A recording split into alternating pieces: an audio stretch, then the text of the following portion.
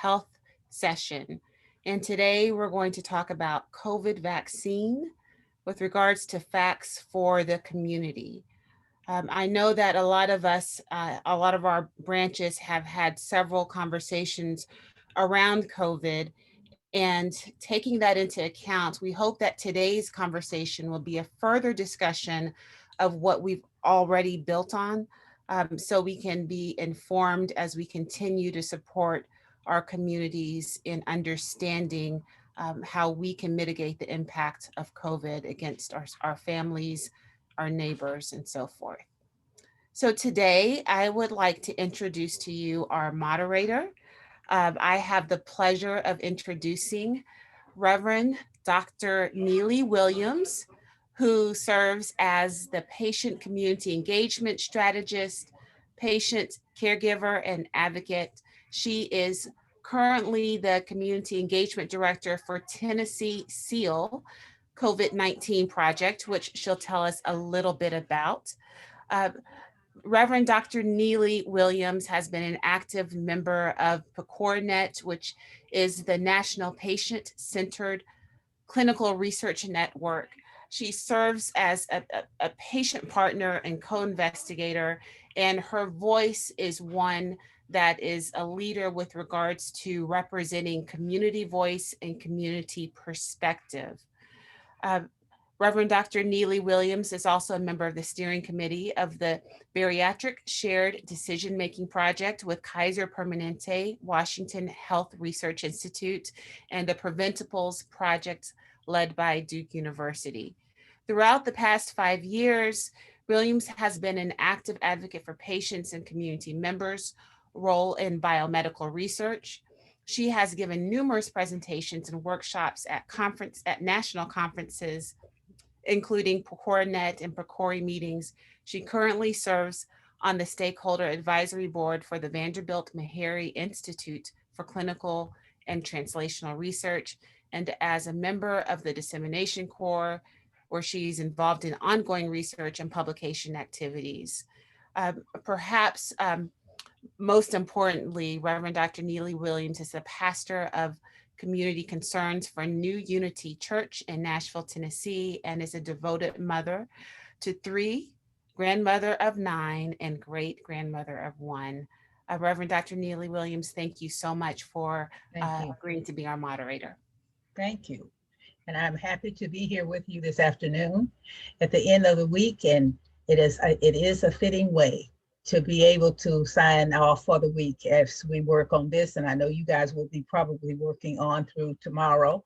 And I want to encourage you and thank you for your efforts. As I thank Tanae for that wonderful introduction, a lot more than was necessary, but thankful that the Lord has allowed me to be able to sit in in those roles and to advocate for our people and people of all, for the rights of people everywhere and all people included. This afternoon, you have a wonderful panel before you, and I won't take up any more of your time.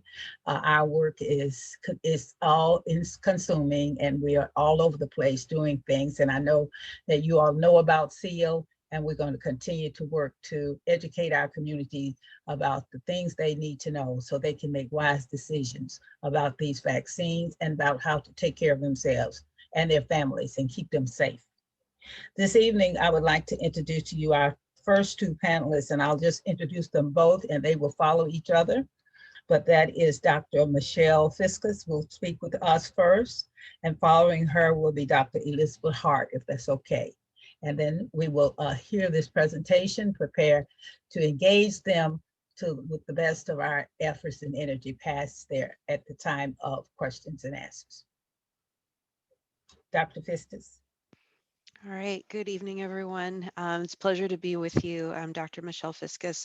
I'm the medical director of the Tennessee Department of Health's Vaccine Preventable Diseases and Immunization Program. And as such, it is my team that is responsible for the allocation and distribution of COVID-19 vaccine in the state of Tennessee. Before I get started, I would just like to acknowledge that today is the 1-year anniversary of our first case of COVID-19 in the state of Tennessee. And if it would be okay, I would like to just honor the 11,534 Yes. Tennesseans who have died over the last Absolutely. 365 days, and the more than 522,000 in the United States that have died over the last 14 months, with just a brief moment of silence. Yes.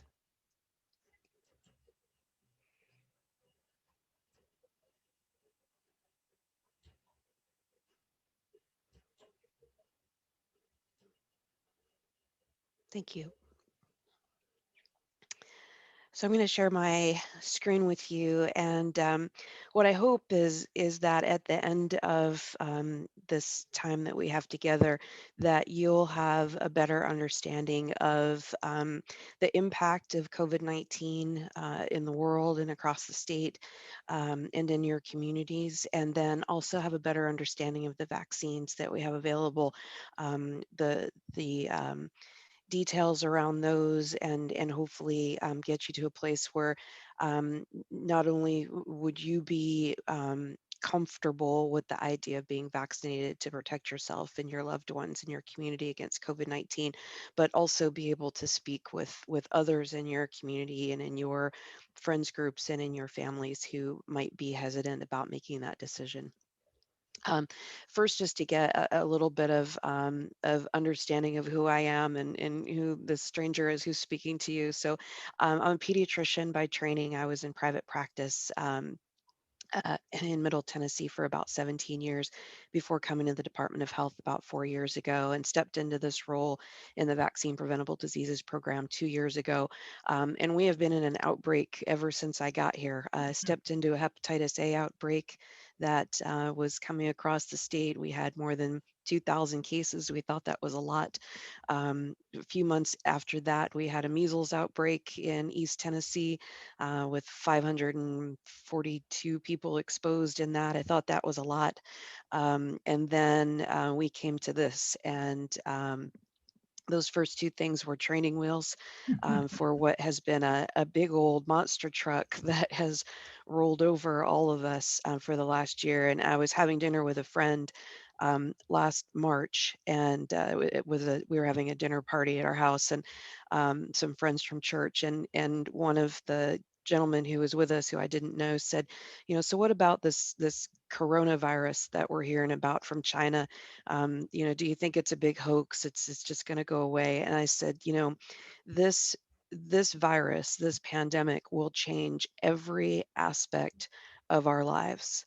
It will change every aspect of our lives.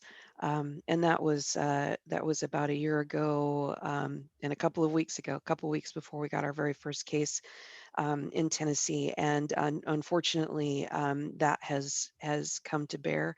Um, I wish that was not the case, but I'll as we walk through a little bit of what's happened over the last year, I think it's easier in retrospect to understand why that's the case.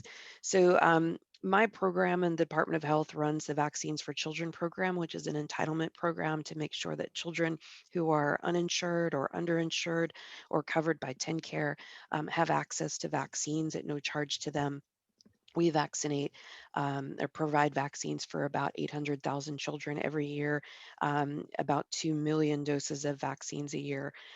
We also run the Tennessee Immunization Information System, which is an online record of people's vaccination status, so that when their doctors retire or their house has a flood and they lose their vaccine records, there is an enduring record of that online that we can access for them. Um, we also run the Vaccine Preventable Diseases program. So when there's an outbreak of an infectious disease in the state, we help to give consultation about that and mitigate that to make sure it doesn't spread elsewhere. And then, as I mentioned, we are over the pandemic vaccine allocation and distribution for the state, trying to vaccinate 6.8 million people, most of them twice, in as little time as possible.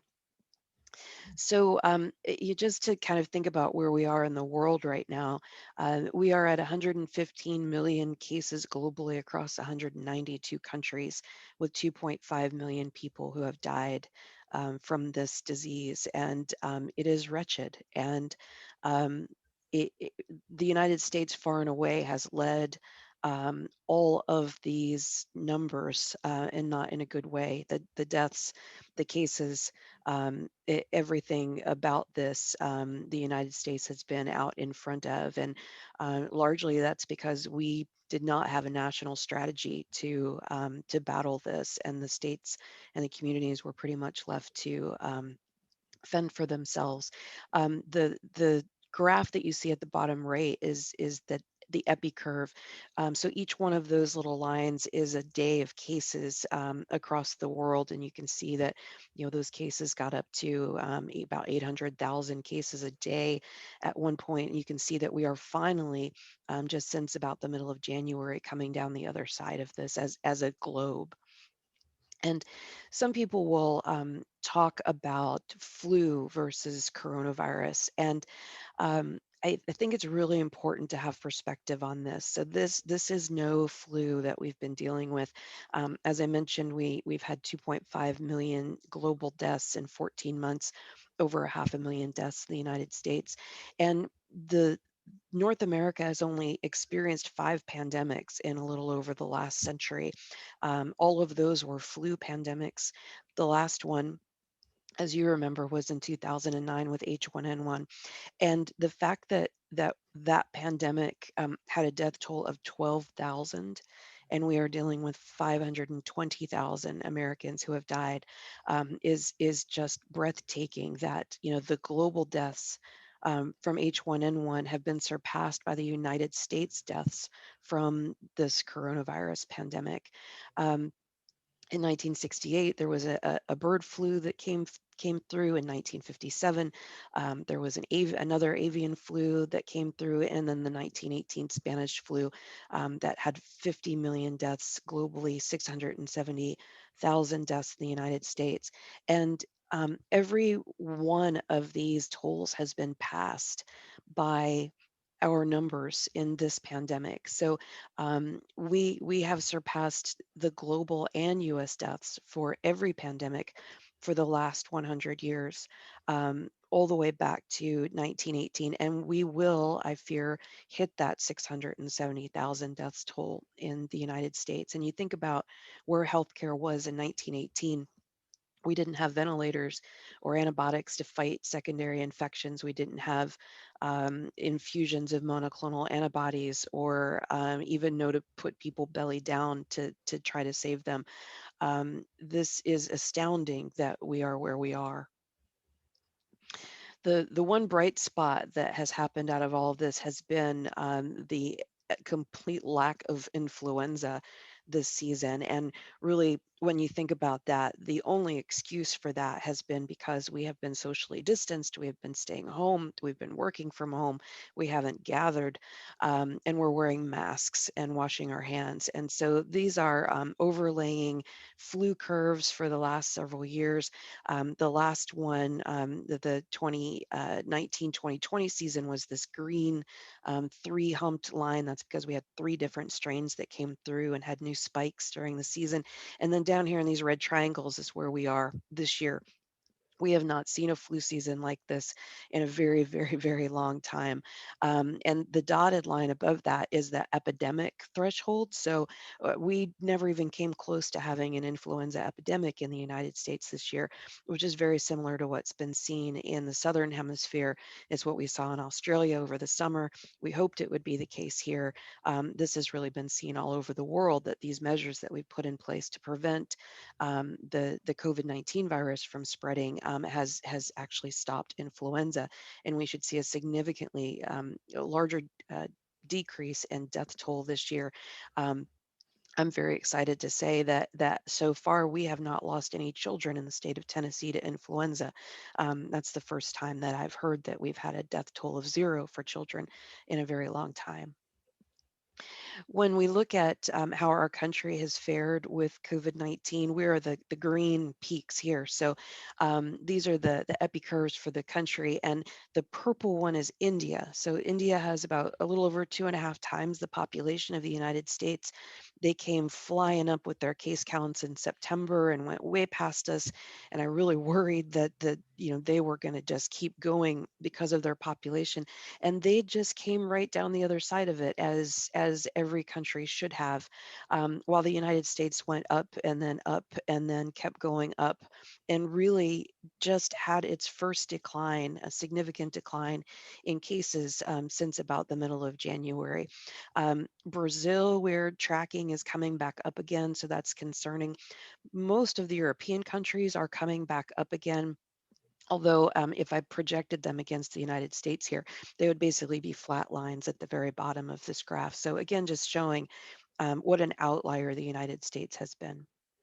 And then in Tennessee, our numbers have not fared well either. So our graphs have very much modeled what has happened across the country. Again, this is the first real decline that we have seen in cases over the course of the entire pandemic. But we are now back to numbers that we saw back in the summer of last year, and that's really encouraging. Although it's a little early to start lifting. Measures that are trying to keep us all safe. Similarly, at the bottom, these gray lines are the hospitalization curves. And when we were back in December and January, we were really looking at the threat of having to open up the field hospitals, the alternative care centers that had been stood up in Nashville and Memphis. And we have seen this precipitous drop in hospitalizations, in people who are requiring ventilators, and people who are requiring ICU beds. So that is also all very encouraging. In Tennessee, we still have a disproportionate number of deaths amongst the Black community. While Blacks only represent 13% of cases, they are 17% of the deaths, and that should not be the case. And so I know that there have been many discussions about why the Black community has suffered as it has with COVID. It is a lot of factors that we do understand, like some not having access to adequate health care, the closure of rural hospitals, especially in the western part of the state, some pre-existing conditions that are more prevalent in the Black community, but then in ways that we also don't understand, because we don't completely understand the virus and how it may act differently in different kinds of people. Um, the United States numbers are below, and you can see that the Black percentage of cases nationally is much lower, well, slightly lower than it is in Tennessee. The Black deaths are much lower in the United States than they are in Tennessee, and so we have significant work to still do in this area. Our kids have also been impacted by this. One of the ways that we monitor that is looking at immunization rates across the state.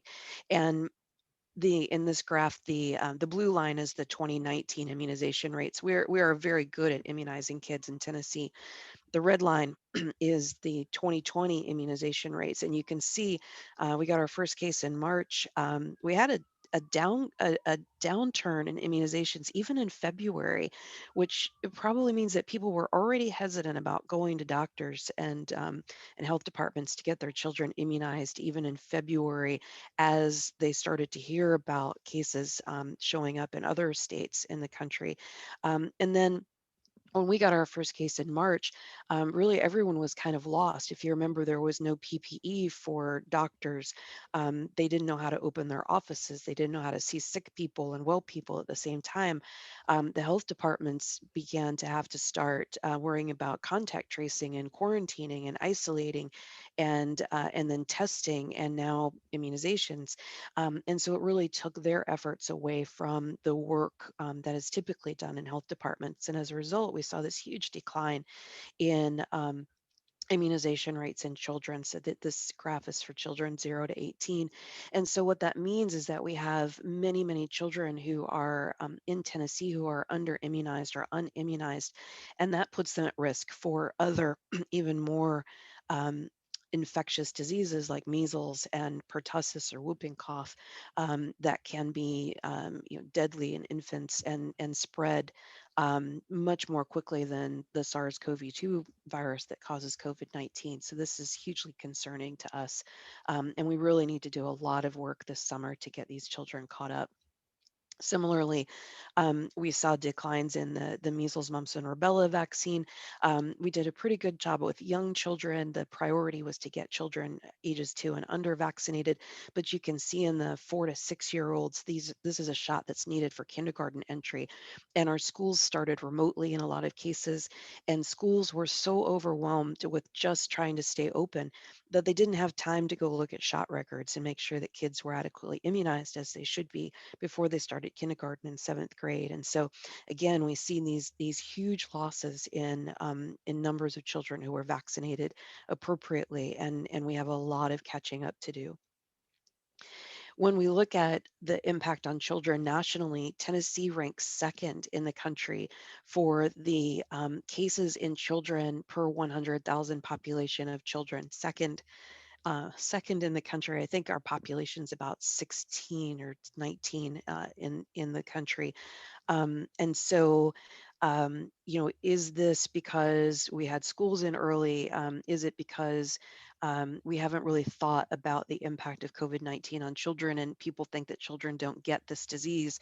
In Tennessee, unfortunately, we have had a disproportionate share of children who've been impacted by this, and those children have in some cases gone on to develop something called multi-system inflammatory syndrome in children, or MISC.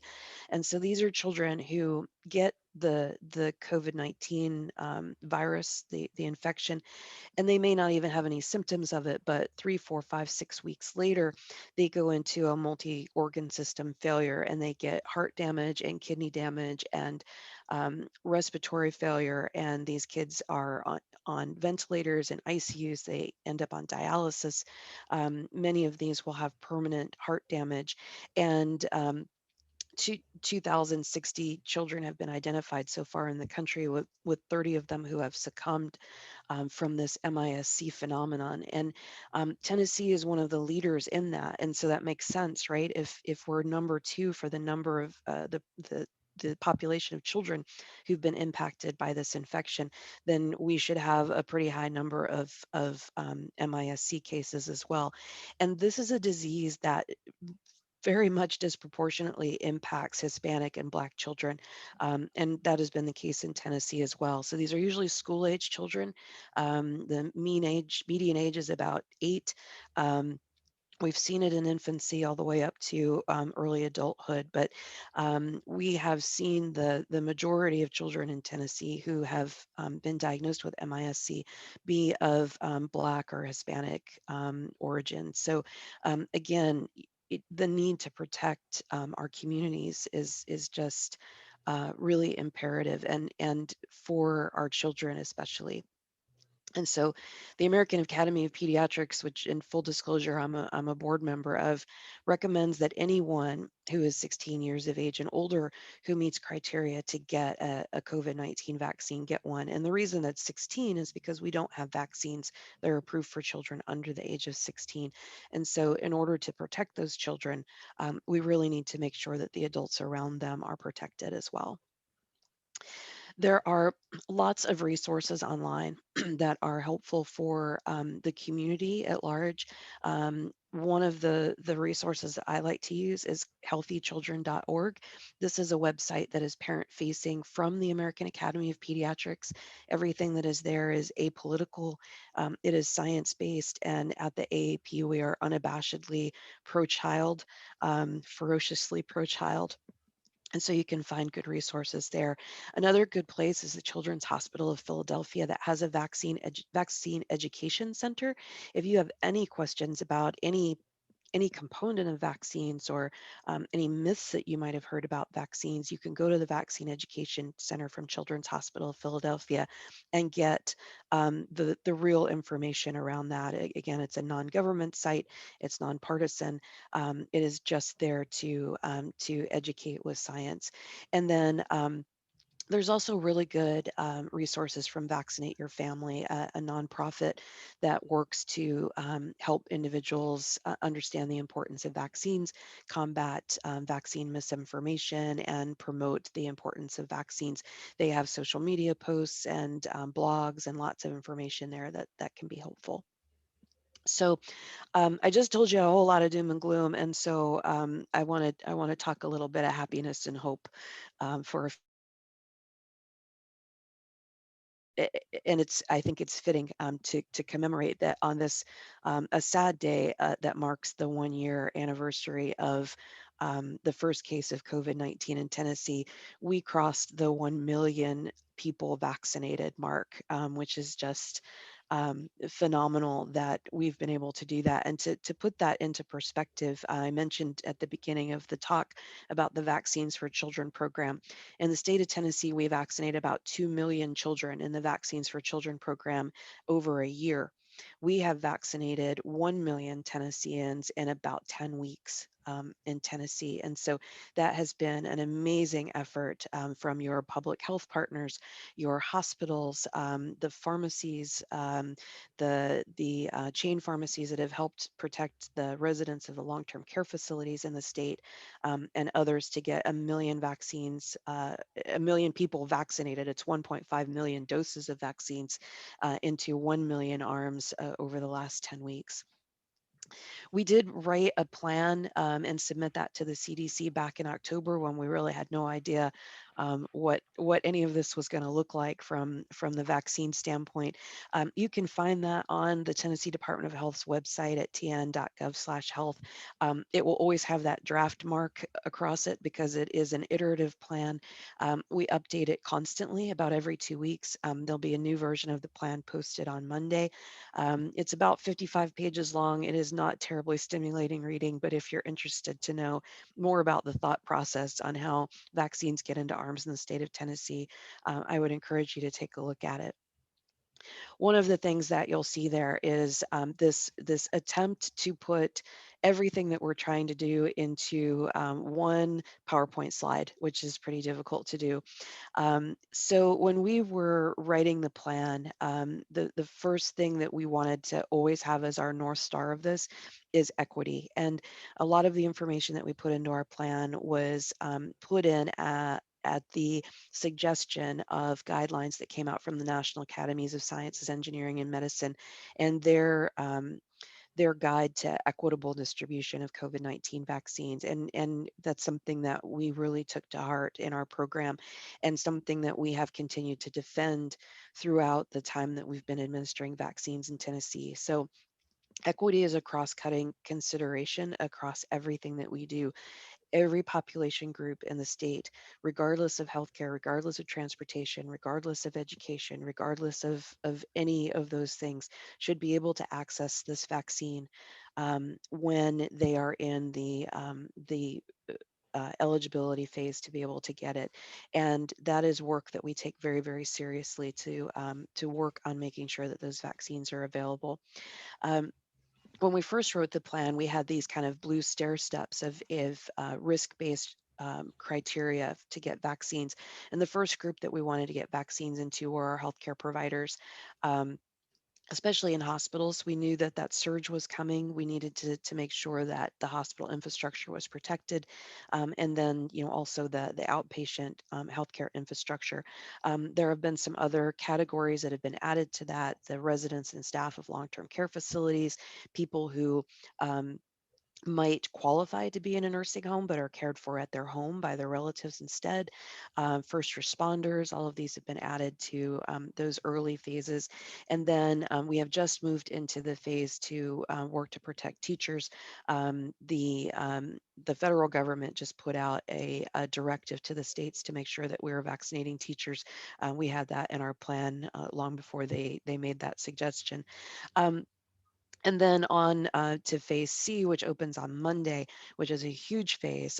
This is anyone ages 16 and older with any chronic health condition. So that could be asthma or diabetes or obesity or high blood pressure or liver disease. There's a whole litany of conditions that qualify people to get vaccinated as of Monday. And that's a very large population, maybe as many as 2 million Tennesseans that will be eligible to get vaccines now.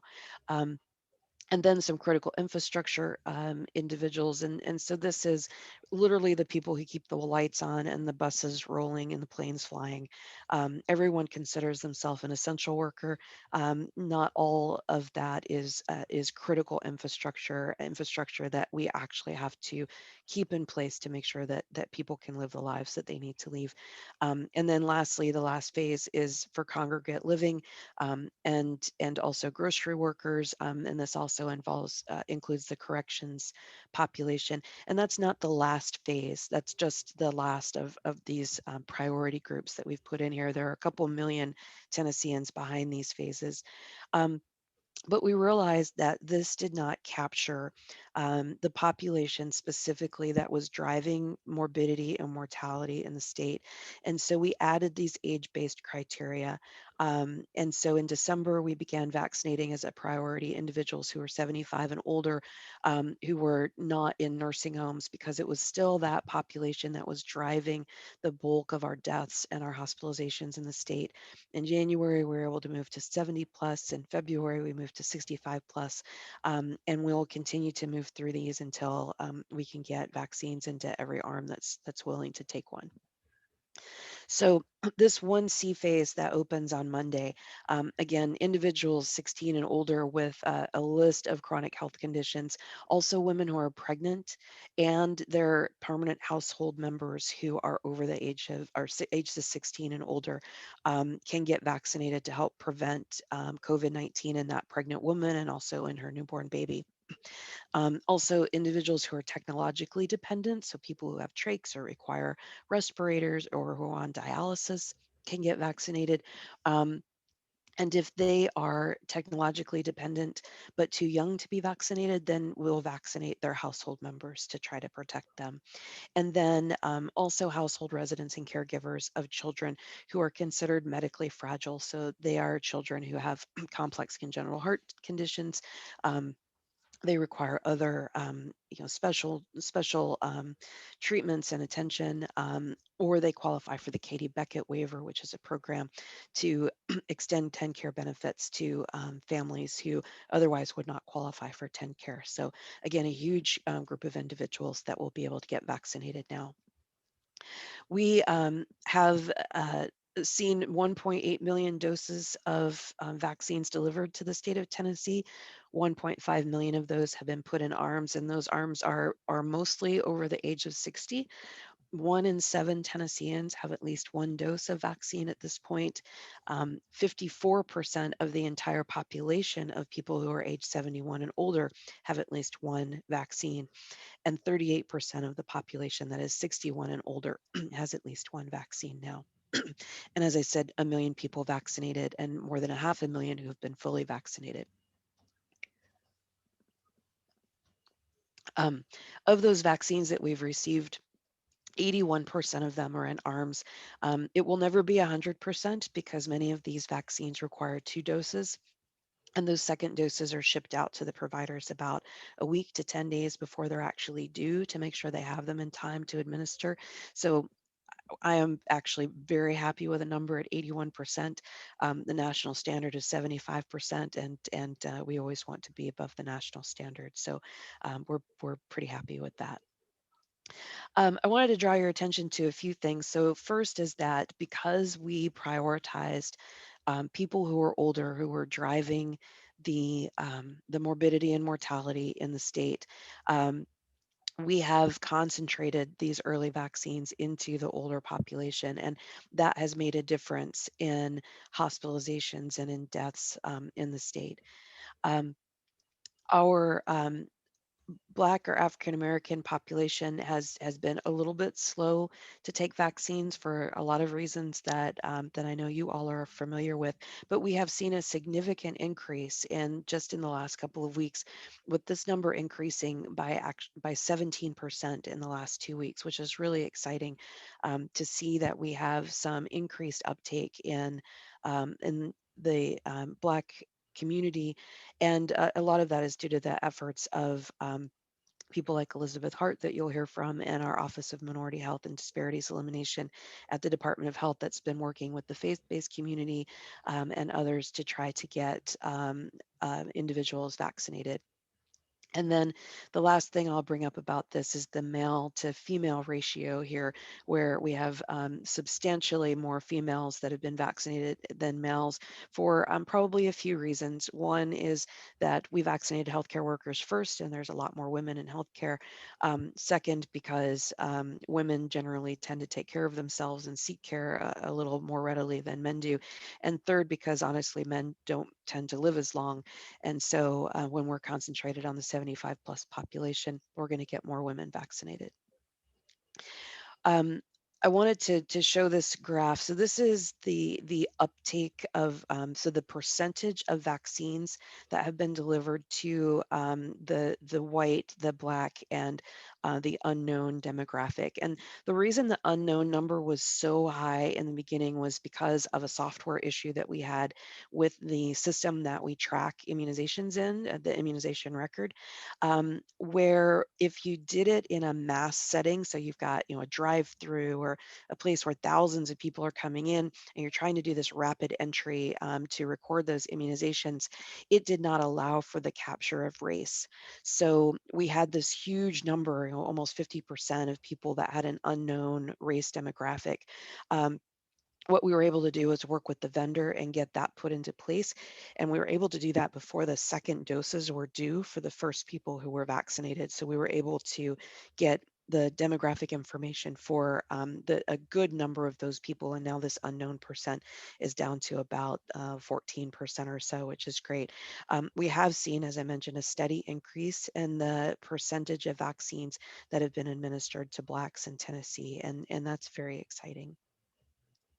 I wanted to talk for a few minutes about vaccine safety. So I know there are a lot of concerns about Operation Warp Speed, and the name itself was probably just not a good thing because it didn't exactly instill a lot of confidence in the process. So I want to assure you that the vaccines that are out and being used right now, um, are tested and proven just like every other vaccine that we use. So every other vaccine that you've given your children, the polio vaccines and the measles, mumps, and rubella vaccines, and hopefully the flu vaccines that you've gotten, have all gone through the exact same process. And that is these phases of investigation where you start with a group of very brave individuals who are willing to get a shot of something that's completely experimental, and they go through all the testing to see, does it do what it's supposed to do? Is it safe? Do we have the right dose? What are the side effects like? And if that's successful, then they go to phase 2, and now we have hundreds of people that go through that process and they fine tune that, and then they go to phase 3, and we get hundreds or thousands of people, or in the case of these vaccines, actually tens of thousands of people for each of these vaccines that are also given the vaccines to make sure that they're safe, that they're effective, and that they don't have side effects that we don't want to see. And then after that process is completed, they go through FDA approval, and then the pharmaceutical companies say, okay, we've got a sure thing. We're going to go ahead and put money into the manufacturing of this. And so that can mean building factories and getting patents and working with other companies that can produce and bottle and ship all the vaccines that are needed to vaccinate the population. And that is a very, very costly venture. And so pharmaceutical companies don't want to invest that money into the process unless they know they've got a sure thing. And so that manufacturing process and the raising of capital can take years and significantly delay how quickly we get a vaccine that we know we can use to be manufactured to be able to get out to folks. What Operation Warp Speed did, to its credit, is give money to the pharmaceutical companies so that while these phase clinical trials were going on, the pharmaceutical companies were given the money to be able to go ahead and start manufacturing the vaccines. And so instead of these things happening in sequence, they happened in swim lanes. And that is what has allowed the vaccines to be ready to go. Every other vaccine would have also been ready to go, except for the manufacturing process tying up the process. So now that the federal government has given money to those pharmaceutical companies, they've been able to produce those vaccines. So by the time they get through all of the science, those vaccines are ready to be deployed. And this system has worked very well. Merck, you may have heard, is a pharmaceutical company that had two vaccines that were in the phase clinical trials. They did not do well. Merck ended up pulling those vaccines, and the stockpiles of those vaccines that have been manufactured will be destroyed. But we did get three really good vaccines out of this process: the Pfizer, the Moderna, and the Janssen vaccines. And the reason that we now have those, and the reason that we have gotten 1.5 million doses into arms in Tennessee, is because we were able to get this process moving. I want to talk a little bit about how these vaccines work. And I'm a pediatrician. I like to do things simply. I also like cartoons. So the Pfizer and the Moderna vaccines are mRNA, or messenger RNA vaccines, and that sounds super scary when you start talking about genetic stuff. And I get that. Sounds kind of scary to me too until you understand the process.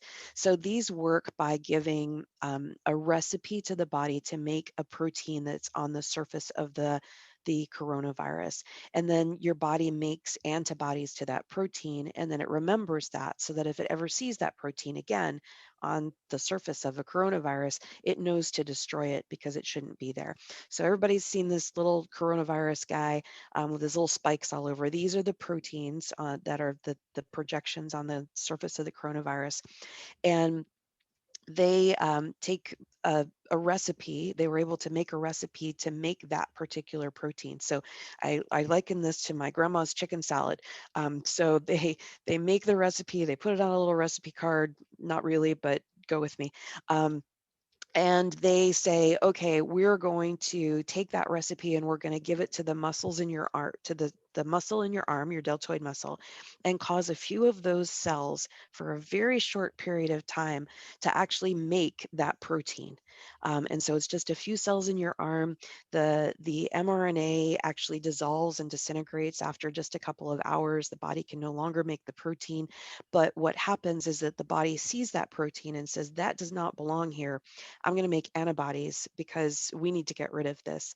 And that antibody lasts. And so now when you're exposed to the virus, those antibodies see that protein again, and they very rapidly go in and they eliminate the virus before it has a chance to use your body to make copies of itself and make you sick.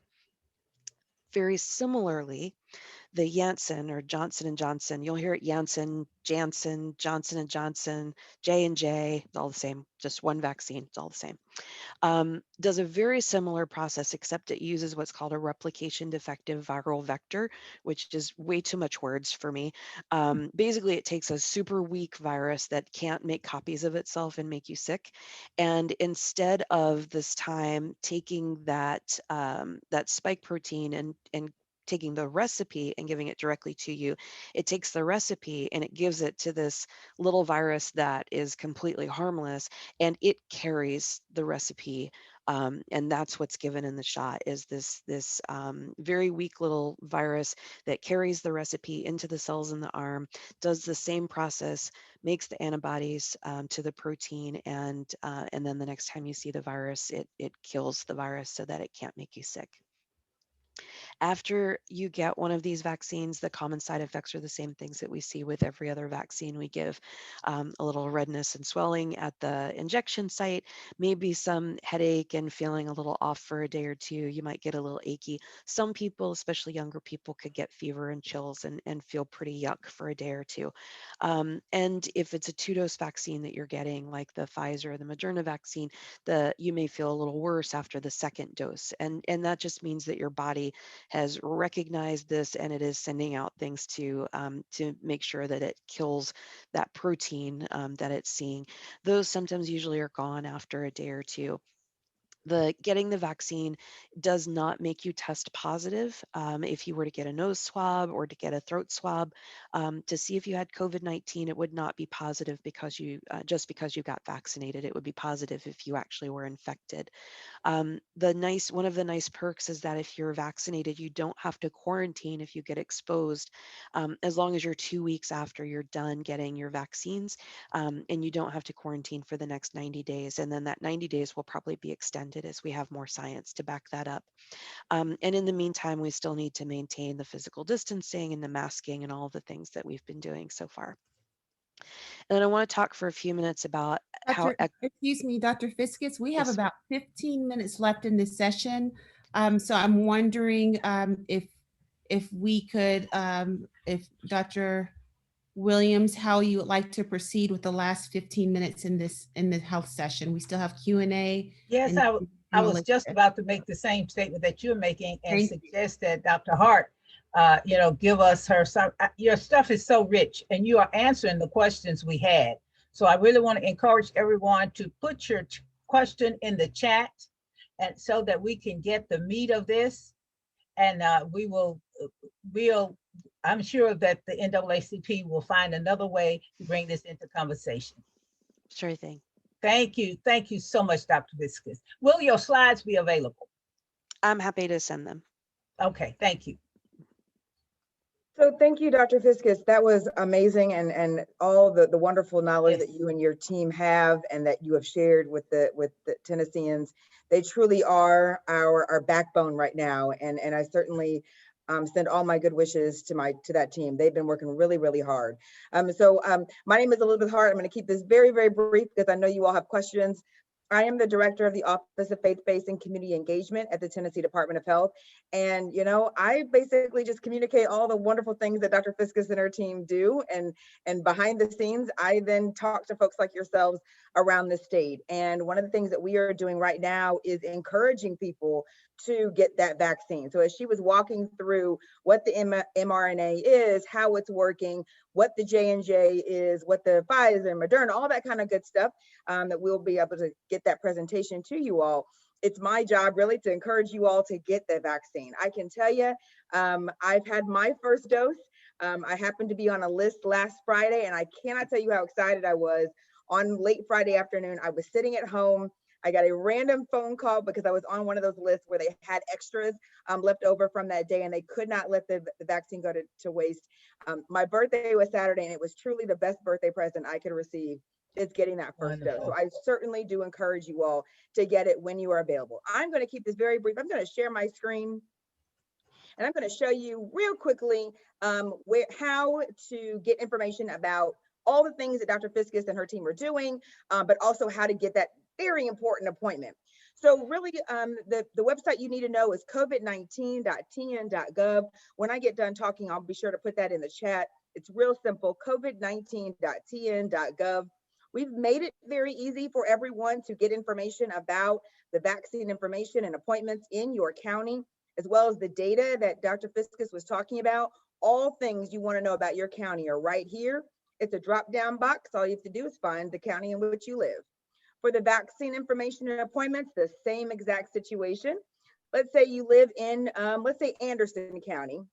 So we're going to click on Anderson County, and it's going to tell you exactly what phases they are in right now. Of course, as Dr. Fiskus just mentioned, the whole state is going to go to 1C on Monday, and that basically includes the majority of folks in this state, a good portion of them.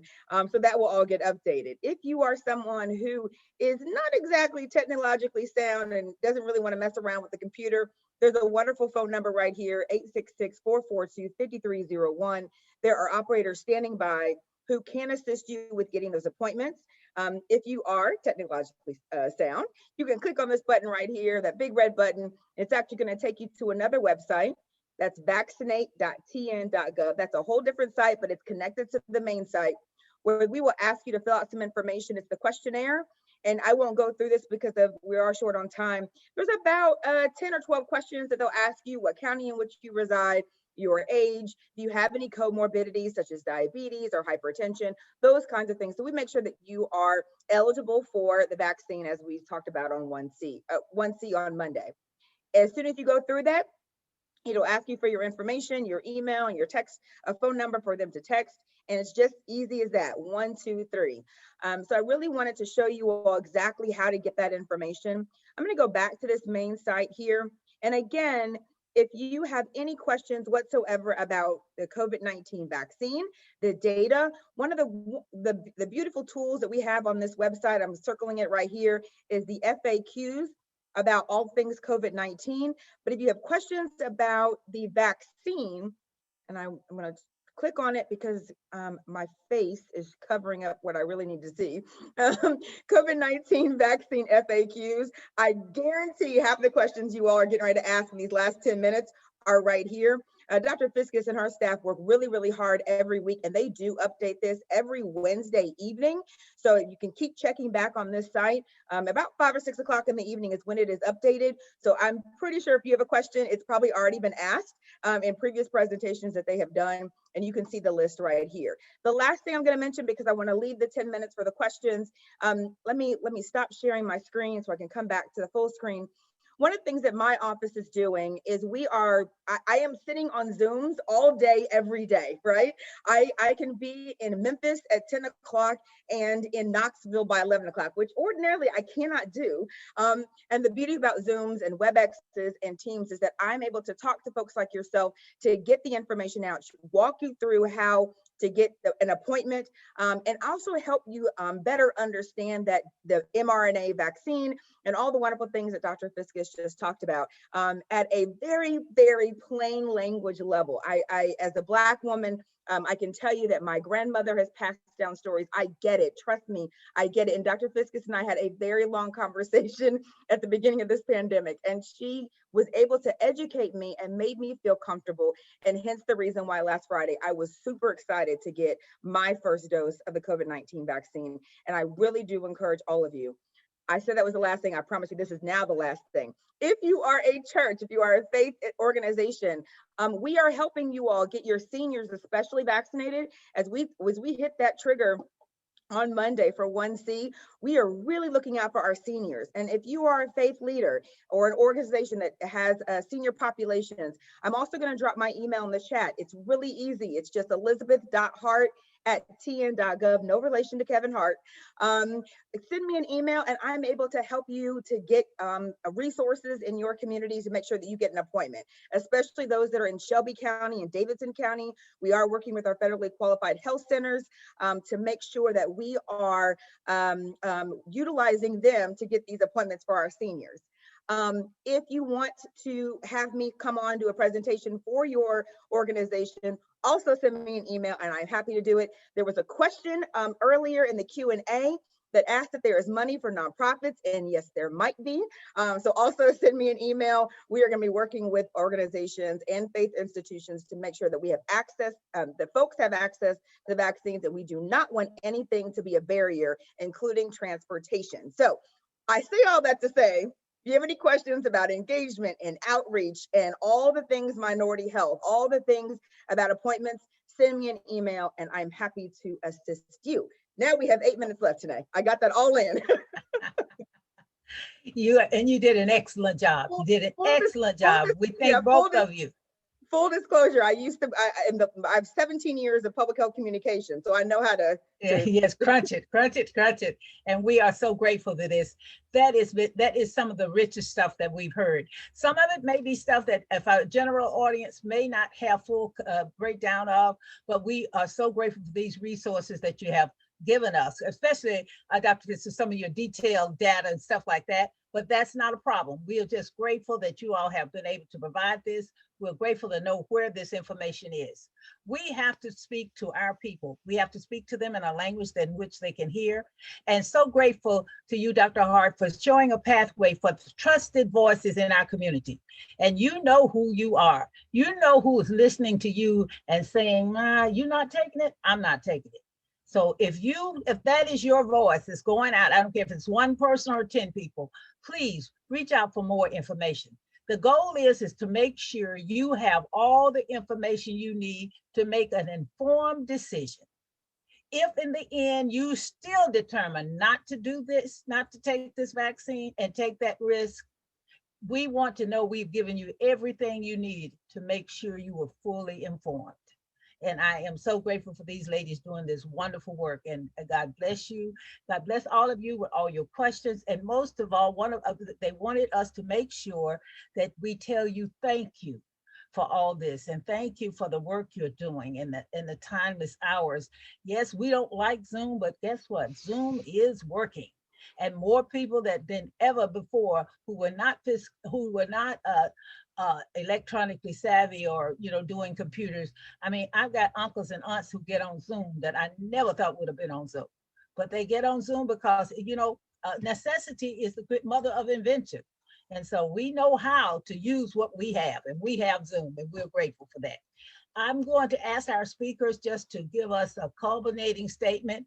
We have actually about 3 minutes left. I think the last 2 minutes may be to transition to the next panel. So in these next 3 minutes, if you just take a minute apiece, we certainly would appreciate you just, summarizing all the things that you wanted to share and making sure our people have that in Tennessee, have the answers they need. All right. I'll do it in less than that so that Okay. Elizabeth can I'll yield my time since I stole hers. If you are offered a vaccine, please consider taking it for yourself, for your family, for your community. It doesn't matter which one you get. The one that is there is the one that you should get. I've done it. My loved ones have done it. My parents, who are in their 80s, have done it, and oh my goodness, I feel so much better knowing that I am protected, and it's going to help me get back to the world that I want to live in. So thank you very much for the opportunity, and please stay safe. Thank you. So thank you, Dr. Fiscus. Full disclosure, I'm also a member of the NAACP here in Davidson County, so I wanted to put a shout out there. But my closing remarks really are, we know that COVID-19 has disproportionately affected us. And I say us, and I see Black men and Black women. I know I have lost not family members, but friends of my family. I have watched family members be in the hospital. It was very difficult. Last October, my grandmother died, not from COVID, but it was very difficult at her funeral because not the people who normally would come could not come because of COVID-19. I say all that to say, we all want to get back to some sense of normalcy. And what's one surefire pathway to get there is that a lot of us get that vaccine. So as Dr. Fiscus mentioned, whichever vaccine is available to you, get it, please. I also want to encourage you not only to get the vaccine, but continue wearing that mask until we know we are in the clear. Please keep wearing that mask around individuals who are not in your household. And my 3 favorite words in the entire English language: wash your hands. I cannot emphasize that any more than I do every day, all day. Please wash your hands on a consistent basis. And lastly, we really just need your help. Spread the word. The 79 or so that are on here right now, go tell another 10 people, and have those 10 people tell another 10 people. Pay attention to the websites, to the media when you have pop-up events that are in Davidson County. I did see a question that asked about whether or not individuals in Davidson County over the age of 70, they actually have changed. It's 65 plus. It just hasn't changed on the website. So I did notice that. We'll get that changed with our webmaster. Last thing, if anybody has any questions, they want any outreach, they want any engagement, they want me just to talk their ear off about all things of vaccines, my email is in the chat. Please do not hesitate to contact me, and our whole office will get back with you. Thank you. Thank you.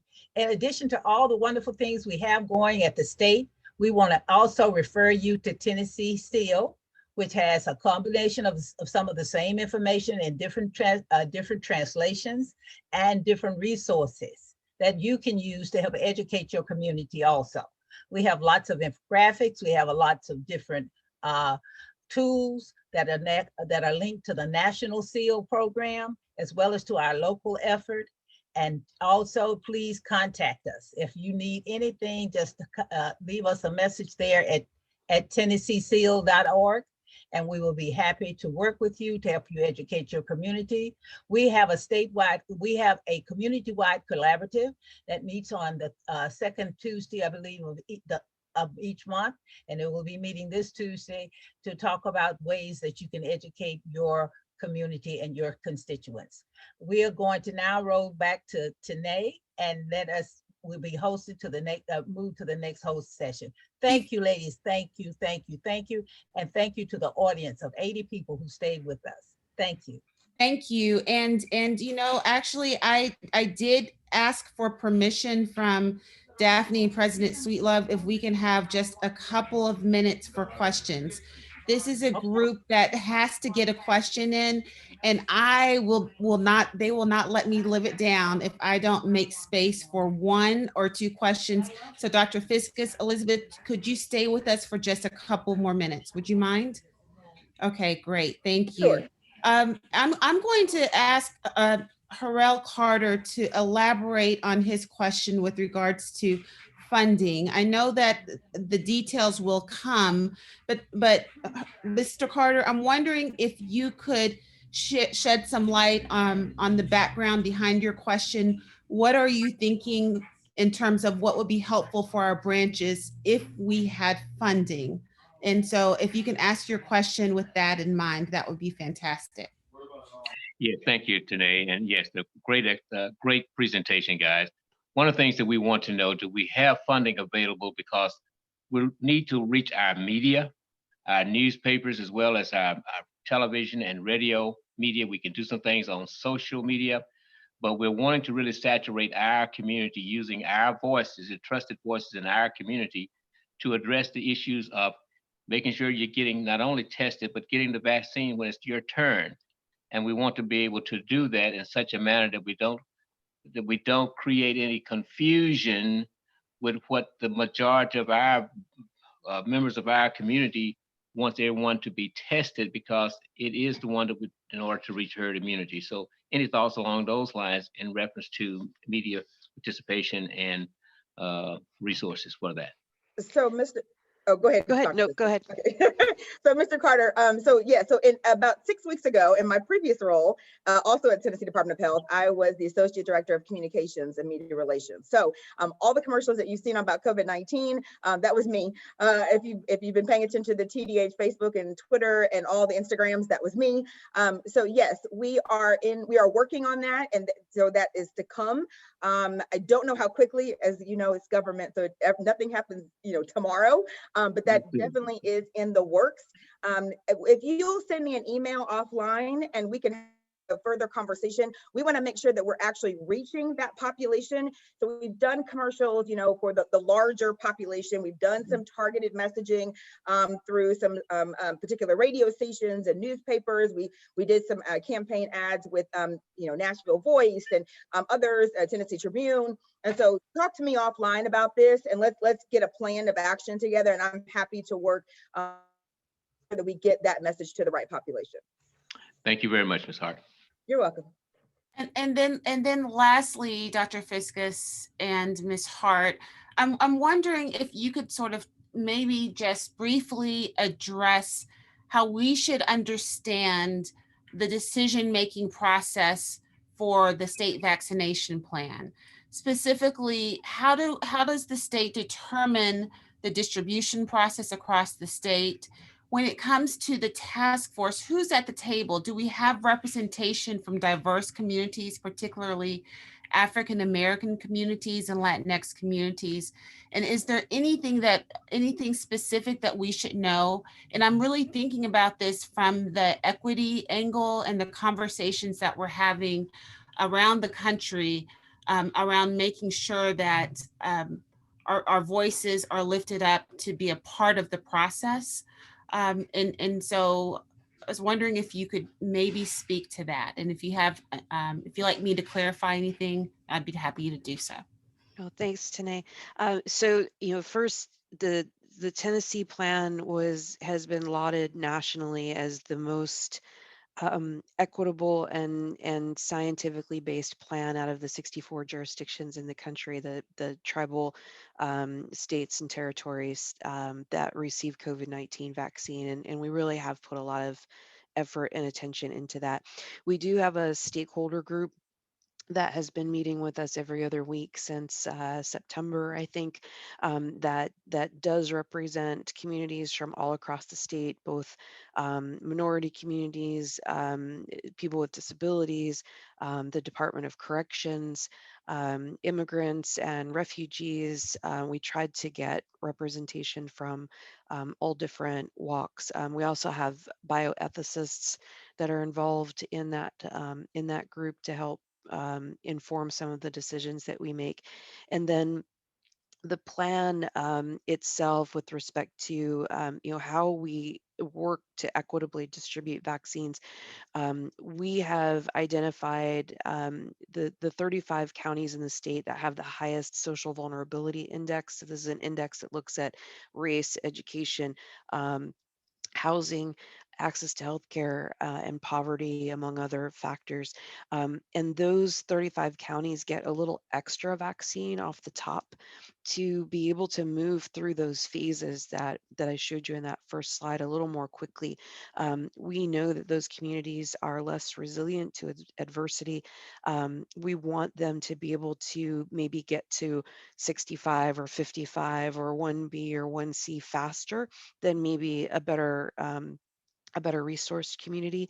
And the other thing that we're looking at is something called the Area Deprivation Index, which actually goes down to block level, sub-zip code, to show us where in the state we have communities that are at highest risk, so that we can then geolocate pharmacies and drugstores and other places where we might be able to get vaccine within walking distance of people who are in those communities so that we can get them protected faster.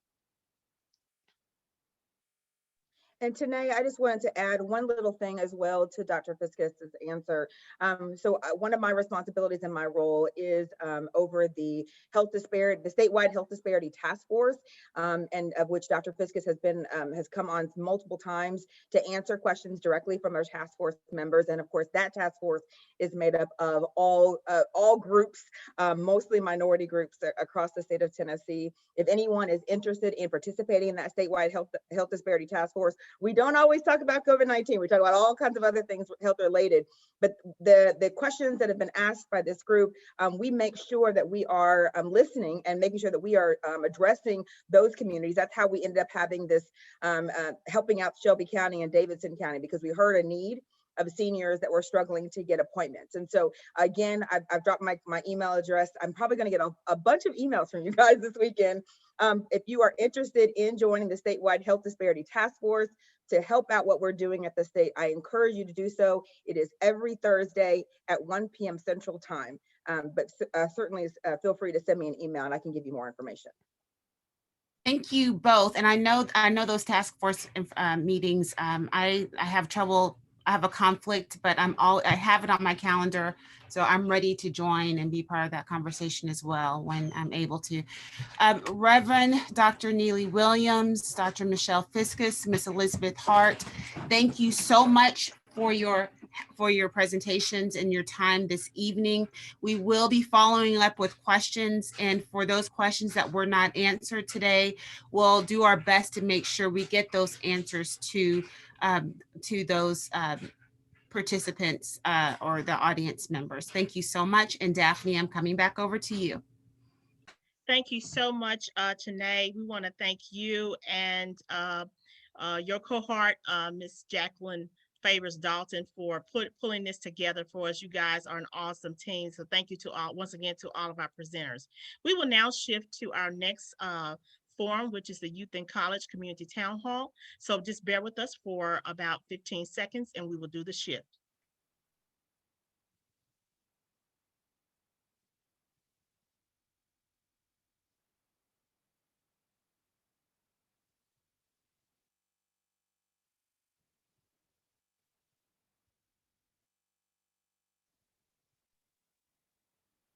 We will now turn the session over to Mr. Javante Mahone, who is the State Vice President for the Tennessee State Conference Youth and College Division.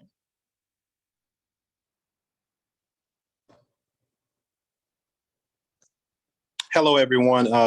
My name is Javante Mahone again. Huge thanks and shout out to Ms. Daphne Nelson and the State Tennessee Conference for this Race Relations and Advocacy Summit. And to the presenters just before us, we are thankful for that helpful information that will be able to help us for time to come, especially during this time that we're going through now. At this time, I just want to say welcome. I want to welcome you all to this awesome event that the Tennessee State Youth and College Division has pulled together on behalf of our conference president, President Sweet Love, and on behalf of our Tennessee State Youth and College Division president, President Wolfgang Browner. We would like to welcome you to tonight's discussion. And at this time, Brother Tyler Morton will lead us in invocation.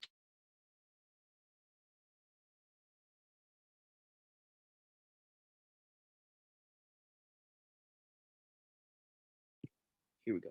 Good evening, everyone. May we pray. Dear Lord, we come this evening just to say thank you for your protection over this last year in which we've been in a pandemic. We know that usually around this time we'd all be together face to face, but you have other plans. Lord, right now we continue to ask you to give us the patience to wear out through this pandemic. Times are hard and we might be getting tired of being in quarantine and not being able to see each other. But Lord, continue to give us the patience and the strength to endure until you let us know that we are okay. Lord, right now we ask that you bless us as we gather here to empower us young leaders for action through wisdom and wealth. Give us your guidance and give us your strength. Lord, make us strong where we are weak and pick us up where we have fallen down. Lord, right now we also ask that you continue to give us your grace and strength to rid ourselves from any racial stereotypes that we all may see each other as you see us, Lord. This I ask in your son, Jesus' name. Amen.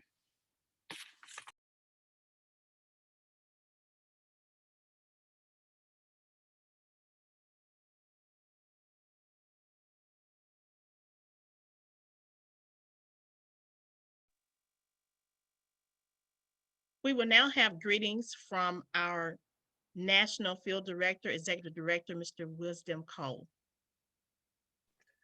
Good evening, Tennessee NAACP State Youth and College Division. It's great to be here with you all today. It's great to see you, Brother Javante. Great to see you, Brother Wolfgang. It's been a minute. I think the last time I was with y'all was in the fall of 2019. And so to hear Tyler speak about this pandemic and to speak what we've all been through in this last year, right? We're coming up on a full year in which we've been in this national pandemic or a global pandemic, and we've been forced to be socially distant, but more so physically distant, because even though we've been physically distant, things have still continued to plague our community, affect our community in multiple ways. What I want to bring our attention to and think about, especially as you are all having this advocacy summit, and this makes me so proud that you are continuing the work. I remember when I was with y'all in the fall of 2019, I was telling you that you were all setting the trend for what does it mean to actually win campaigns, accomplish goals, and actually set the standards. And so y'all are continuing to do that by pushing the culture, by being advocates, and recognizing that even during the national pandemic, that young people across the nation said when Black people were being murdered, were being killed in the streets, killed at churches, killed in their homes, killed on runs, that we wouldn't stop, we wouldn't fight it, that we'd continue to fight against violence, because the way we fight against violence is through protesting. And that we were not going to just wait until November 3rd to election day, because we did turn out on election day, but that we were going to start that fight right now. That we were going to ensure that during this period of time, even when we were asked to be physically distant, that we would continue to fight for our rights, continue to fight for our people, and fight for all oppressed people everywhere. And I see that y'all have continued to do that in your state, even when folks are saying, oh, as athletes, you cannot protest by taking a knee, right? We know the First Amendment gives us our right to peacefully assemble, to peacefully protest, and we're going to take that right and we're going to do everything with it. I want us to recognize that even after the protest, there's so much to continue doing. There's so much to continue to advocate for, and that's where advocacy comes in. As you all know, we've been working at the NAACP Youth and College Division to take us from a place of service to direct action and advocacy. And so I want to make sure we're continuing to do that by plugging you all into campaigns around the cancellation of student debt, around removing policing from schools, around ensuring that everybody everywhere has access to the vote. We recognize that in this next 2 years, it's going to be very critical for the new administration to do a lot of things to restore what happened in the last 4 years of harm. And right now we know that it may not be up to the best start, but our job as advocates, as organizers, to continue to make sure elected officials are accountable, to make sure that the new administration is accountable. I'm seeing so many young people in these new positions that was not available before. And so I want to continue to push people to learn, to grow, to meditate and see where is your place in this movement. Where do you see yourself as an advocate, as an organizer? How are you improving your skills sharpening one another. I recognize that it's important for us to make sure we are tested, to make sure that we know what is on the other side. And so we have to continue to challenge each other. And so I'm inviting all of you to continue to join us for our March Beyond the Madness training that happens every Tuesday at 8 p.m. It's on Zoom. I'm going to drop the link in the chat for you to register here. This may go to the panelists and attendees, but you're going to click that link. You can register for that. We have amazing trainings coming up. The next training that is coming up this Tuesday is going to be about digital action organizing. It's going to be necessary for us to recognize that in this period of time, while we're still being physically and socially distant, that we have to have a strong in-person game and a strong digital game. And so with all of that, I want to make sure that you are supported, that we have trainings, that we have extra communication. If you need anything at all, please definitely reach out to the NAACP Youth and College Division. I know that Wolfgang has my number, Javante has my number. Connect with us, tap in with us. We have a lot of resources that are here for you all. And I'm glad that you are continuing to advocate and to be on the forefront of the lines. Thank you.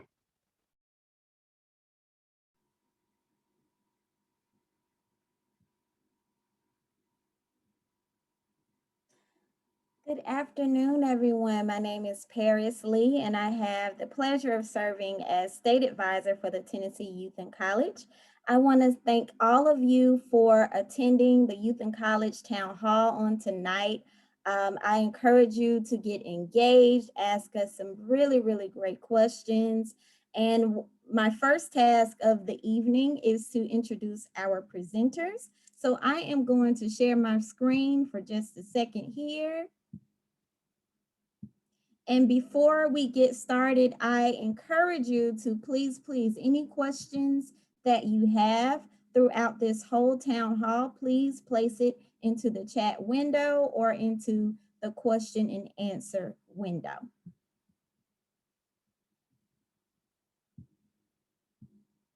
Okay. So on tonight, we'll be receiving 4 presentations. And the first will be coming from, will be a financial literacy presentation. And just 1 second while I.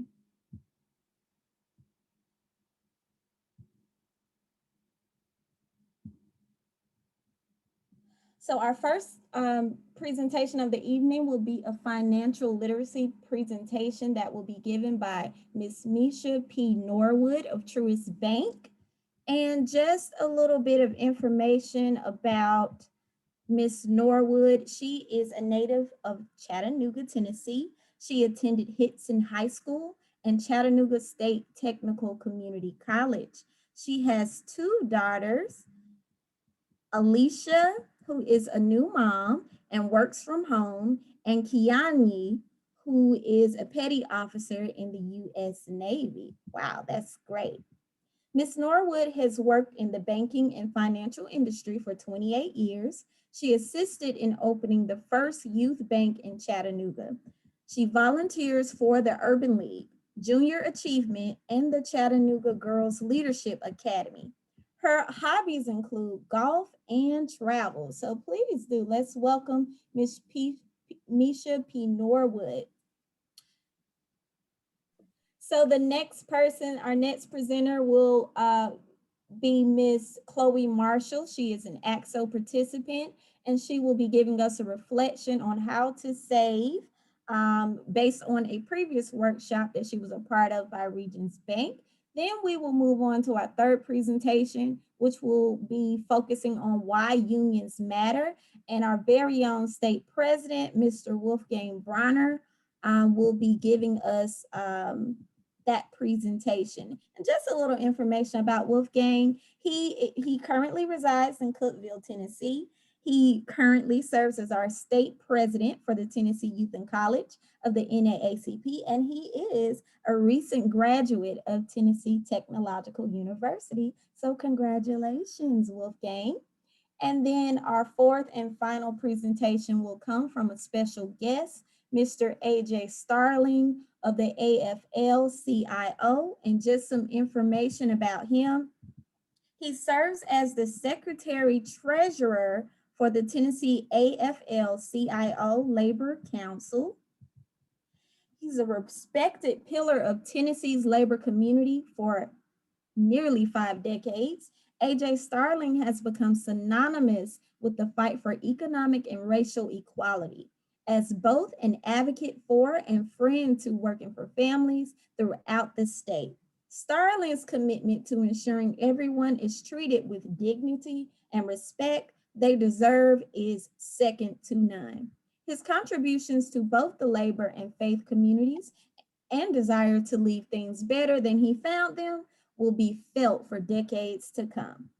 So let's also welcome Mr. AJ Starling. So at this time, Ms. Misha Norwood, you have the floor.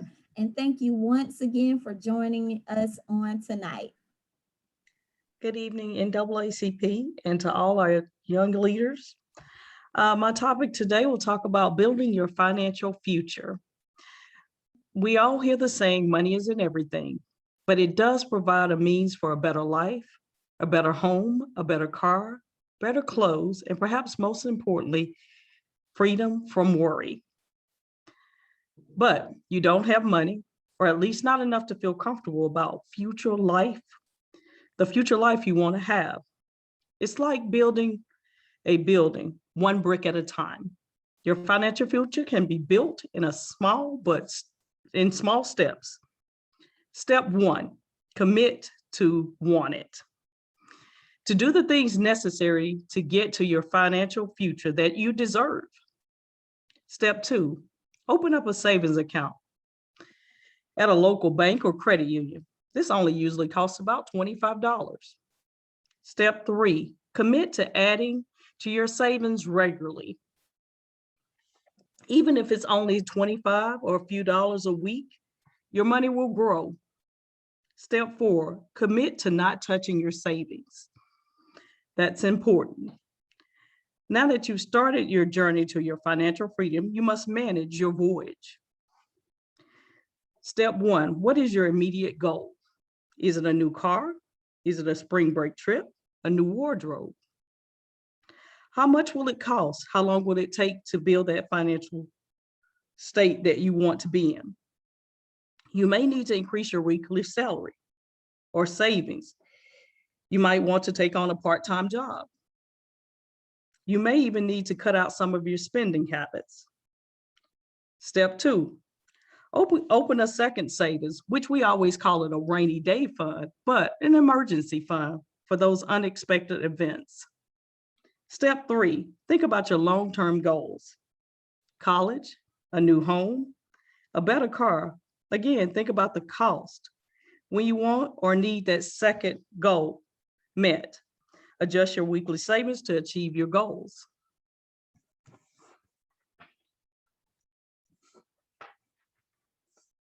I always say, dig a little deeper, find other options to produce a savings account that you have made just for financial confidence, feeling free, no worries. I always said to my daughters, when you have money, you have power, you can speak, and you have a voice. Step four, be careful about creating debt. That's one of the things that I do know is there's situations that come about where we think we are saving on something and where we've created a lot of debt. Usually using credit cards. I was thinking about this the other day. I always think about how did I start out with my first savings? I started out very small, and I usually used, most of the time I tried to use credit cards, but when I used credit cards, I figured out I'm using money that I really didn't have. And at that point, when I did realize that, hey, look, I've got to step back for a minute and realize that saving for paying things with a credit card and then using my savings to pay it off was a bad idea, because savings was for that reason. I was a lot younger then. But when I looked at the resources that I had and all the savings that I had, and then to use a credit card was a bad idea for me, because I realized that all the savings that I had put together and had for a long period of time, that I could actually pay for these things that I already had. And with that being said, I always say don't dig into something that you know that you are, I always say you're saving for, but you're really keeping it for what I call your emergency, which is emergencies as in points of you, hey, I've got to keep this together, do this, I have to do this for this purpose.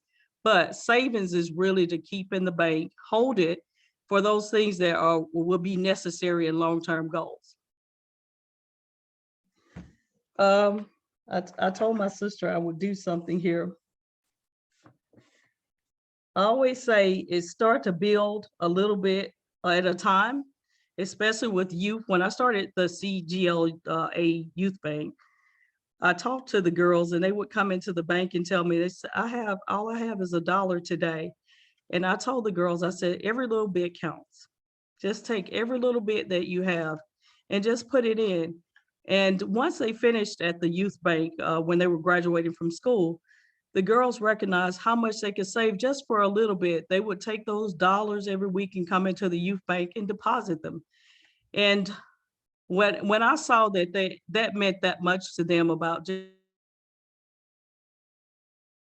it made me feel better about, hey, you know what? Our youth do understand. They understand that savings is important, even with this pandemic that we are having.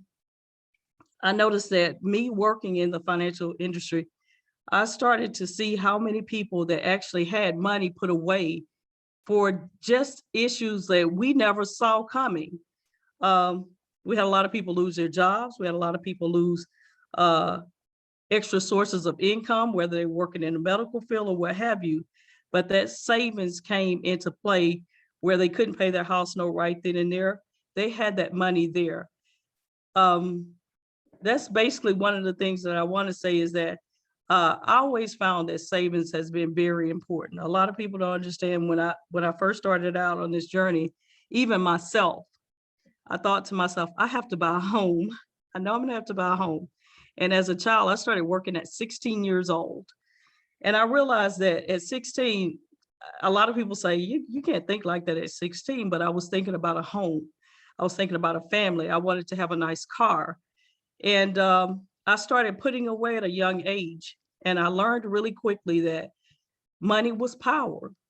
And what I did was I actually was able to stand in, even today, I feel confident. I'm not worried. I don't go to sleep. And I have no worries. And I'm thankful for that. And it's not that I'm saying that I'm bragging, but I'm thankful for that little savings that I had, I put away. And I just kept doing it week after week, day after day, even to the point of now I have a grandson. And I'm so excited about it. And I always say this to say that any little bit helps. Any little bit helps. But I do say, where any little bit helps, keep adding to that little bit. And I'm sure I'm out of time, but I appreciate you listening and your time. And like I said, if you ever need any assistance, right now I work for Truist, which was formerly known as SunTrust. And I ask that everybody go on and join the Own Up movement. SunTrustOwnUp.com. Thank you so much, Ms. Norwood. At this time, we're going to go ahead and receive our next presentation from Chloe Marshall, and then we'll have a Q&A, a short Q&A session, which will feature Ms. Norwood and Ms. Marshall. So start thinking about your questions now.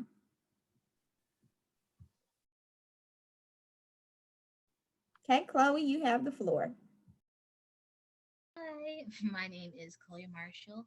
I attend STEM School of Chattanooga and have been an active participant in ACTSO for 2 years. And I recently had the privilege of participating in a workshop that Regents was holding about financial growth. So today I thought I would share some of the little tips and a little summary of what I learned. So let me go ahead and share my screen. Oop, maybe not.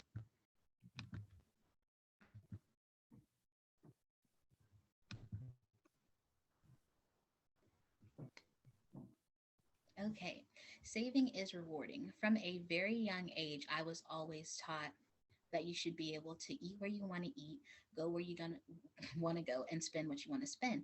And that's definitely a very important thing, not having to worry about if you have enough money in your bank account to go buy the things you want to buy. So being able to understand the importance of balancing and budgeting your money is very important. Key points. Regions actually touched on a lot of subjects during their workshop, but I just wanted to sum it down into one of the main few things that they talked about, which was interest, debt, budgeting, and savings. Interest can be categorized into two things: the charge for borrowing money from a lender and the earnings of your savings, bonds, and or other investments. Debt is something that is owed to a company and or person, and budgeting is a spending plan.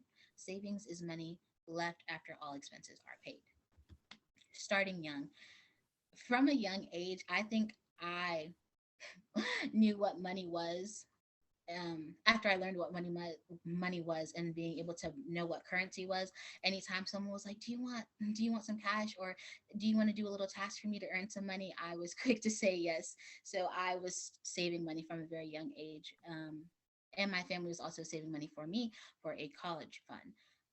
But saving a specific dollar amount weekly. I personally do not have a job, but I do earn allowance. And for me, the way I like to budget my money is I actually like fives and tens. So I like to divide my money into certain amounts. So if I get $40 a week or 60 a month, I usually like to break it down into 30 into my pockets or 30 into my savings or checkings account. And I actually do have both a checkings and a savings account, which I just recently opened up and am in charge of, which is a very big responsibility, which also touches on my next subject, which is don't rush the process and be patient, because it is so tempting to want to go into my savings account and just take a little bit of money out and put it into my checkings.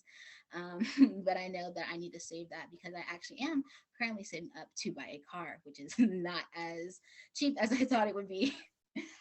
Avoiding debt is another thing that Regions actually touched on. And I have actually never been in debt, thank Lord. But I definitely know that is something you do not want to be in. So avoid that at all costs. Minimizing wants.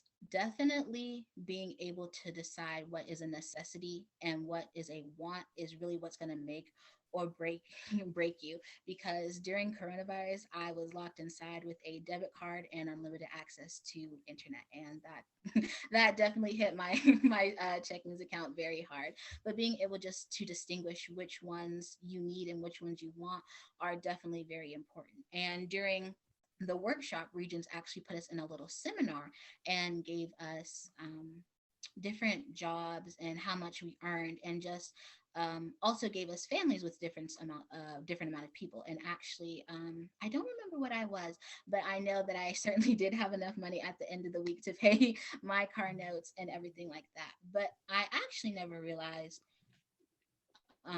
how important it was to really budget. Like, I knew it was important, but I never realized how many categories you had to break it down into, because I definitely knew there was the essentials, the light bill, the water bill, taxes, cars, and stuff like that. But then when it came to other things like just spending time with your family and eating out, it was something different, because it's like, I thought everyone just had money to just throw aside. So when it comes to things like Starbucks and Chick-fil-A, I think it's definitely important to be able to distinguish, would I rather spend $13 on this one meal for today, or budget out this $50 that I set aside for groceries? And those Starbucks bills and Chick-fil-A bills definitely add up when you start taxing taxing those receipts together.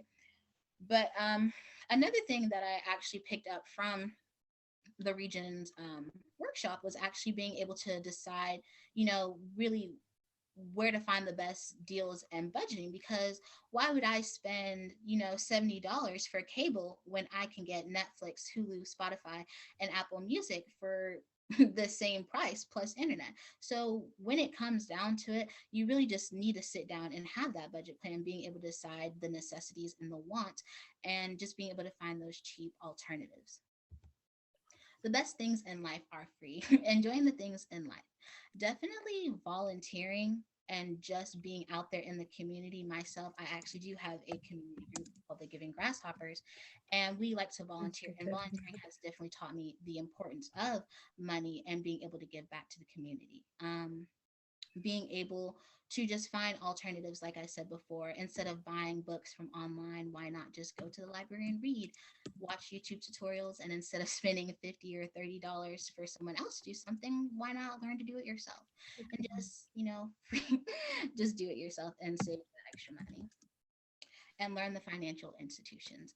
Definitely when I was looking for my banking institution, I just did what my mom did because that was the easiest thing. But I know everyone is very particular about how they like to do things. So when creating a checkings or savings account for yourself or other people, definitely being able to research and do that homework on your own is going to be one of the best things for you to do. So there you go. That's my little spill on being able to save money and budget correctly. Yeah, good dad and bad dad. So much, Chloe. I noticed that you had a lot of great points. So kudos to you on saving money. And I know since we are in the pandemic, it's easy to spend lots of money. So kudos to so many great points. At this time, we are going to move into our Q&A session. So if there is anyone, if you have any questions, I have taken a few of them down, one in particular from the chat window. But if you have more questions, feel free to ask. So the first question is for Ms. Norwood. What inspired you to start a youth bank? We actually at SunTrust came up with being able to go to inner city schools. And there was a peer of mine, Angela Connor, which is from Knoxville, Tennessee, that wanted to go into inner city schools and teach financial confidence lessons. And they asked if I would be a part of helping with opening up the first youth bank here in Chattanooga, Tennessee.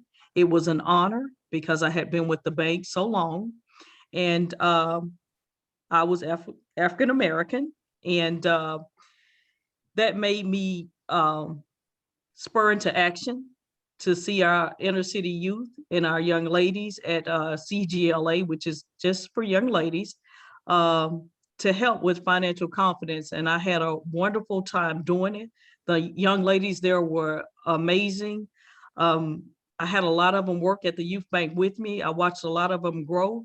Some of them even knowing my daughters. So I was really excited to have a chance to work with the CGLA, which is Chattanooga Girls Leadership School here in Chattanooga, and with Angela Connor opening up the first youth bank. Thank you.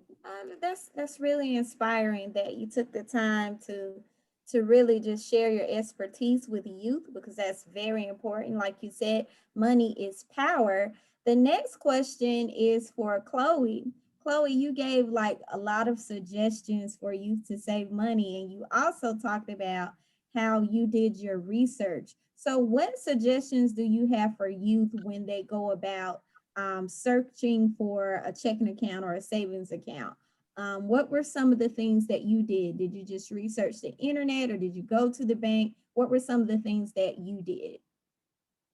Actually, I ended up choosing the bank I did because I did do a little research, but also it's the one my mom banks with. So I was just like, that's definitely an alternative. But definitely during school and just from the course, I learned like a bunch about interest and stuff and like savings and checking. So I definitely wanted to see how different institutions handle those certain things. And I also learned that they taxing money and stuff on that over time and like earning money. So I definitely looked into that afterwards, but it's definitely just, that's a personal thing. Whatever you prefer or whatever is easiest for you or whatever you think is going to work for you, more compatible, is definitely what you should do. Thank you. I think that sounds great. I'm so inspired. I wish I would have like invested more time into saving money when I was a teen, but nevertheless, I learned my lesson, so that's okay. This next question is for Ms. Norwood.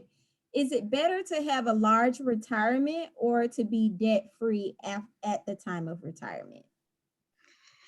I always say there's good debt and bad debt. I know that people always say, well, what do you mean there's good debt? For instance, buying a home. Home is good debt. You've actually invested in something that you could sell later. And let me go back to an example, the pandemic. Right now, the market for homes are, it's huge. I'm in a situation myself where I sold my home and the home values have skyrocketed right now. If you're a homeowner and you're trying to sell a home right now, this is a seller's market. So again, I say you got good debt and you have bad debt. But bad debt is credit cards, all right? We can truly say bad debt is credit cards. I myself, the secret is to build that retirement. Build your retirement. I said, hey, a home is good debt, but I would say build your retirement. You're looking to retire. I'm sure no one wants to work all their lives. There's nobody here on this, I'm sure no one here in this lifetime wants to work until they're old. They want to enjoy the fruits of their labor.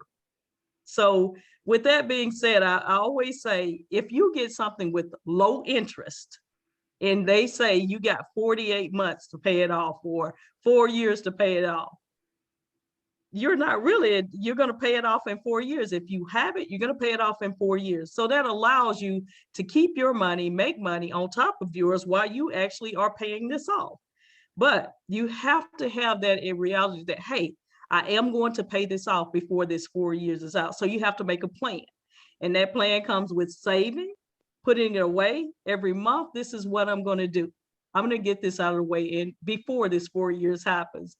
I'm kind of nervous about these because I usually don't do live. I'm always in person, but needless to say, here, like I said, the secret is to build your retirement. I've been with the company a long time, and that's one of my biggest things is to check my retirement every month to make sure that my retirement is in place for me when it's time for me to retire.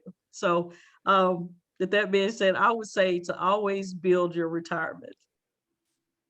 Thank you, Ms. Norwood. Great points. And last question before we move into the next section is for Chloe. I know you are saving for a car with your savings account.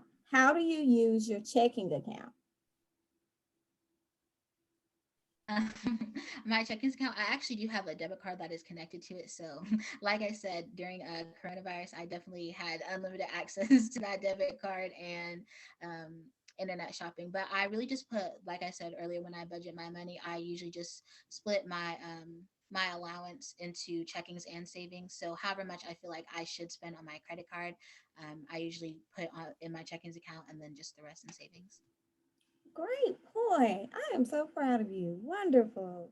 So as we are transitioning into our next presentation, what is one piece of information that you would like to leave us with? And we can start with you, Ms. Norwood, and then go to you, Ms. Marshall.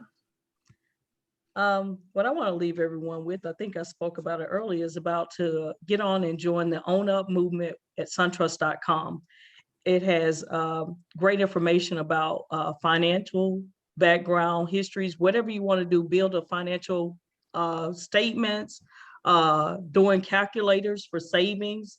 A lot of people haven't seen that yet, but you can actually go on and just sit down and actually calculate what you're doing monthly and build a profile for yourself and read some of the things about even into the point of investments.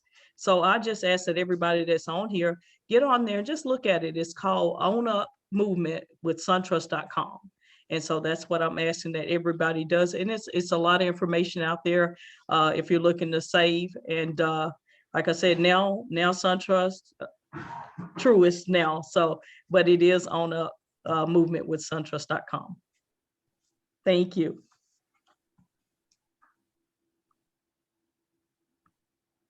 For me, I definitely think you should just be able to teach your kids the importance of money at a young age. Kids are never too young to learn the importance of saving money and be able to prepare for their future, and even just being able to splurge and have those little fun moments. So just being able to teach your kids the importance of value and money and just balance, budgeting. Thank you both so much for joining us and for all the great information and suggestions and tips that you left us with. So hand claps to you. And be sure to just stay in contact with us because we may be calling on you in the future, just so that we can get more information out to our youth and young adults. So thank you once again. Thank you At all. this time, we are going to move into our next session. Let me stop sharing. Where we will have Mr. Wolfgang Bronner to present to us about why unions matter. All right, Wolfgang, you have the floor. There we go. There we go. Good evening, Tennessee NAACP State Conference. First off, I just want to thank y'all for, tuning in tonight to our youth and college segment. I hope all the information that has been presented to y'all feel inspired, y'all been able to take it in. And I hope the presentation that I'm about to present to y'all, is filled with some good information.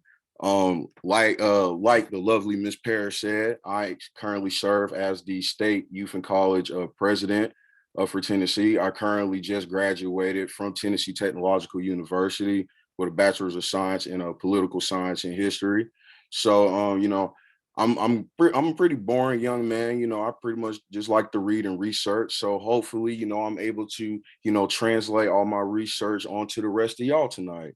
But before I get started, I do have to thank Brother Wisdom Cole for coming in and saying those greetings. Brother, it's been a minute since I seen you.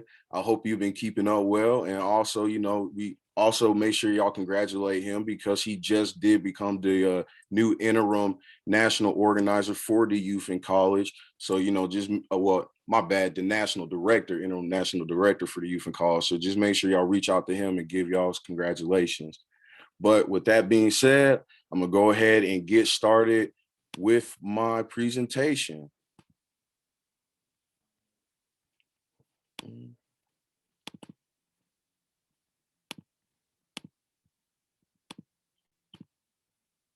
Oh, hold on one second, y'all. I'm sorry.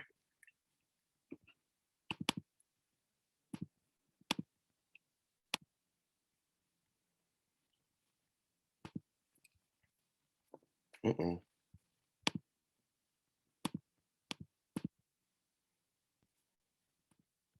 My apologies. My screen is not sharing. Give me one second.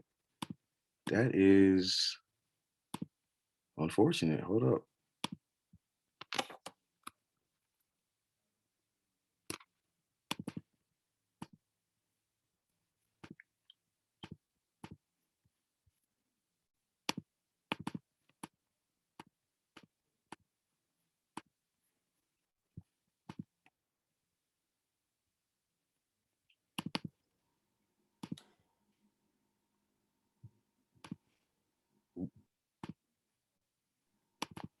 If it's giving you a hard time, I have your presentation pulled up and I can share my screen if that helps.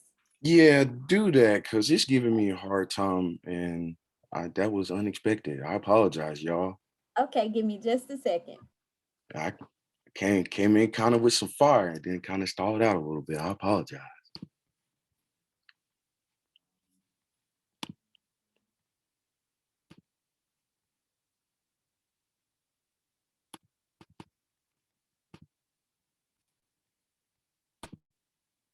Well, I guess while I am getting this presentation over, Wolfgang, I guess you can give us some information. You recently graduated, so what are some of your plans and what are some things that you're wanting to leave with the youth in college once you transition to the next step of your life? So currently right now, I'm still in Cookeville, Tennessee.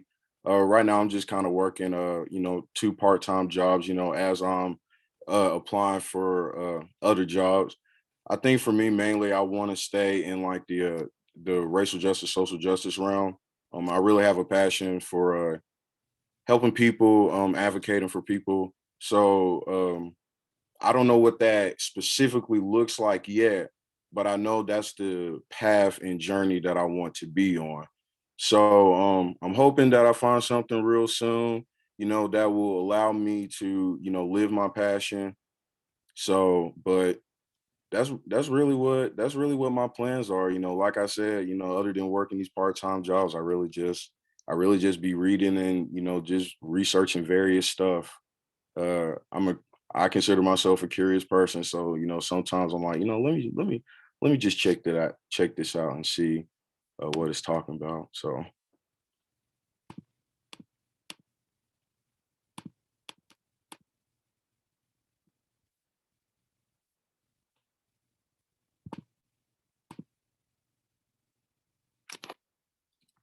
yeah.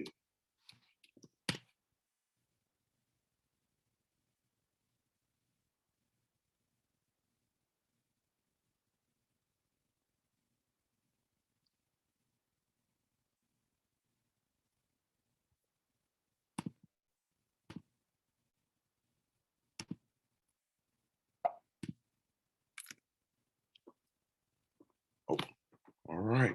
Okay, we have it up. All right, awesome, awesome. And I'm guessing you'll just tap for me when I need it. Yeah, I got you. Awesome, awesome. All right. Sorry for that delay. I sincerely apologize. But here's my presentation for you all this evening. It is on why unions matter.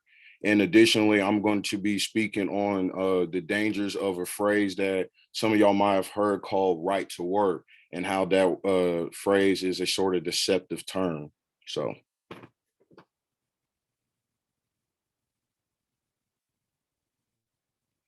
So before we get into what exactly a union is, I feel like it's necessary for us to understand the foundation of where unions came from. And to understand the purpose of labor unions within the United States, I also think it's necessary to understand the very economic system that America is powered off of. And it's not just America at this point, it's kind of like a global economic system. And of course, that's capitalism. So as I just give this brief description on capitalism, I want all of y'all to kind of subtract free market, stock market, governmental control, all of that from y'all's personal definition of capitalism. And I also want y'all to remember that the sole motivator behind capitalism is profit, making money. So the definition of capitalism is the private ownership over the means of production and the wealth. Or as Kwame Ture, also known as Stokely Carmichael, used to famously put, he used to always say that there are two main economic systems in the world, and those two economic systems say either few are going to own the means of production or the wealth, or everybody's going to own the means of productions of the wealth. And capitalism defines that as the private ownership over the means of production and the wealth. Go ahead for me, Paris.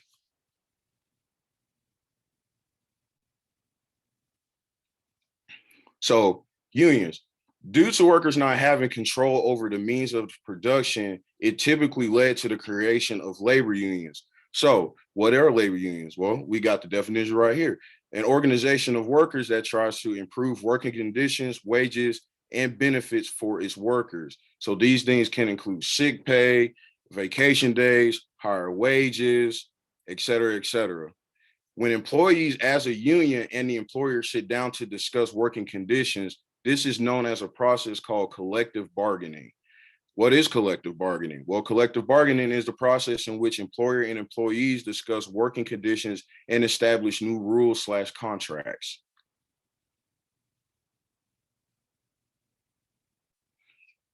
So when employees or the unions that they're a part of enter the process of collective bargaining, they're really striving for three main things: better wages and benefits, safe working conditions, and conditions under which and I misspelled that, conditions under which employees cannot be fired. So, which brings us to the next question. What happens if collective bargaining ultimately fails? If the employer fails to accept the conditions from the employees slash unions, then unions have other tactics such as mediation. Mediation is a settlement technique in which a neutral mediator, usually a judge, meets with both sides and suggests a solution for both sides. Now, the important thing to remember about this mediation aspect is that the person is just giving a suggestion. So both sides don't have to agree to it.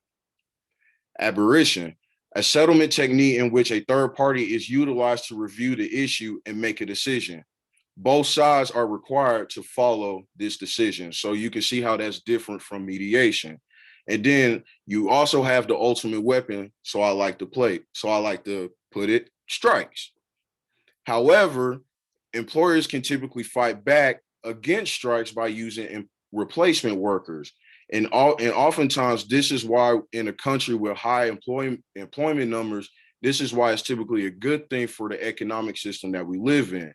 So to kind of like break it down even further, if you work in a warehouse, so to say, that has terrible working conditions, and you start to organize the other workers around you to form a union so you can demand for more, then because the economic system that America is founded on with its high employment numbers, they can easily just get rid of you because they see you as the agitator, so to say, organizing the workers. They can just easily get rid of you and replace you with somebody who would be happy to be making the same wages that the person they just got rid of making, but instead they probably won't fight against it because they're just happy to have a job.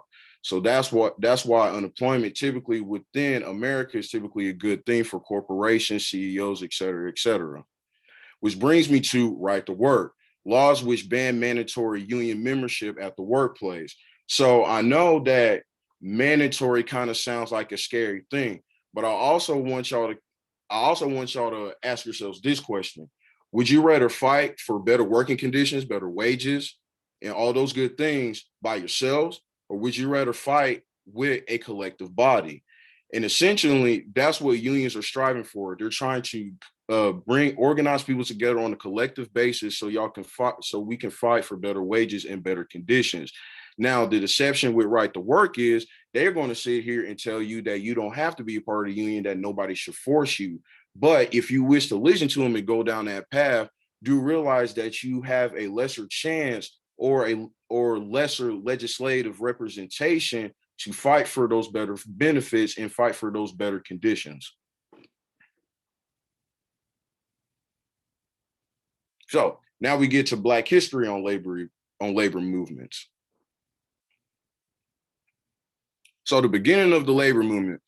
Prior to the 1930s, there has always been a labor unionizing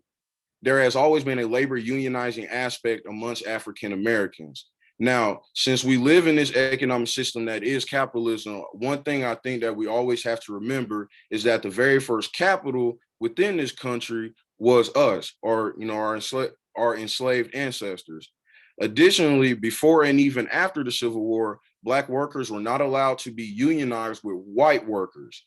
As a result, they were shut out of many labor actions. You have the Pullman strike of 1894. That was a strike by white workers against the railroad system. You also have the mine war in Appalachia. That was a strike by white men that lived in the West Virginia area for better conditions in the mine tunnels that they are working in. The only organization in 1905 that served as an example for interracial solidarity was the Industrial Workers of the World. And I also think it's an important note to make that amongst the organizers of all these unions in the past, there was always a class consciousness amongst them, and typically that class consciousness evolved into ideologies of either socialism, communism, or anarchism. Go ahead for me, Paris.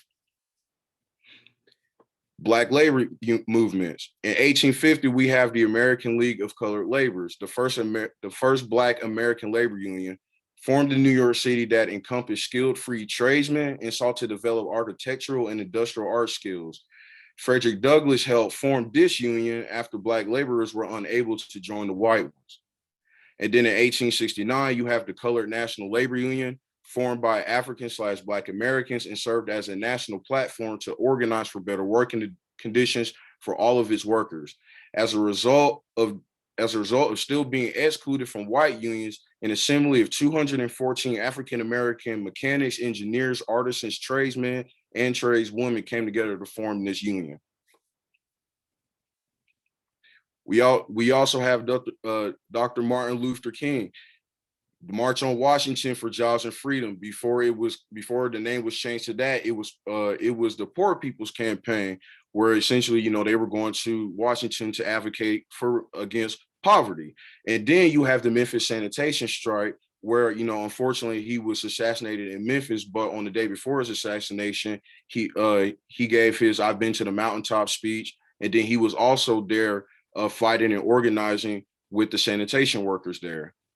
And then additionally, you have Black workers that were also radicalized after Dr. King's assassination by the Black Power movement, the Black Panthers, SNCC. You have DRUM, which was the Dodge Revolutionary Union Movement, a militant network of Black auto workers, but the ultimate goal of them was obtaining workers' power. And DRUM also led many Black workers to completely reject gradual reform suggestions such as job programs and improved housing, and essentially fight for more.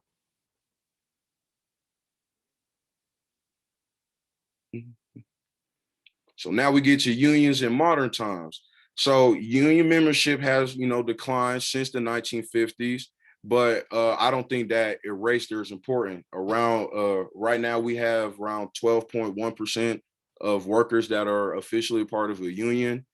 And unions are ever more important, especially since, in this time we have seen such an amassing of wealth amongst the 1%, even during this pandemic that is going on.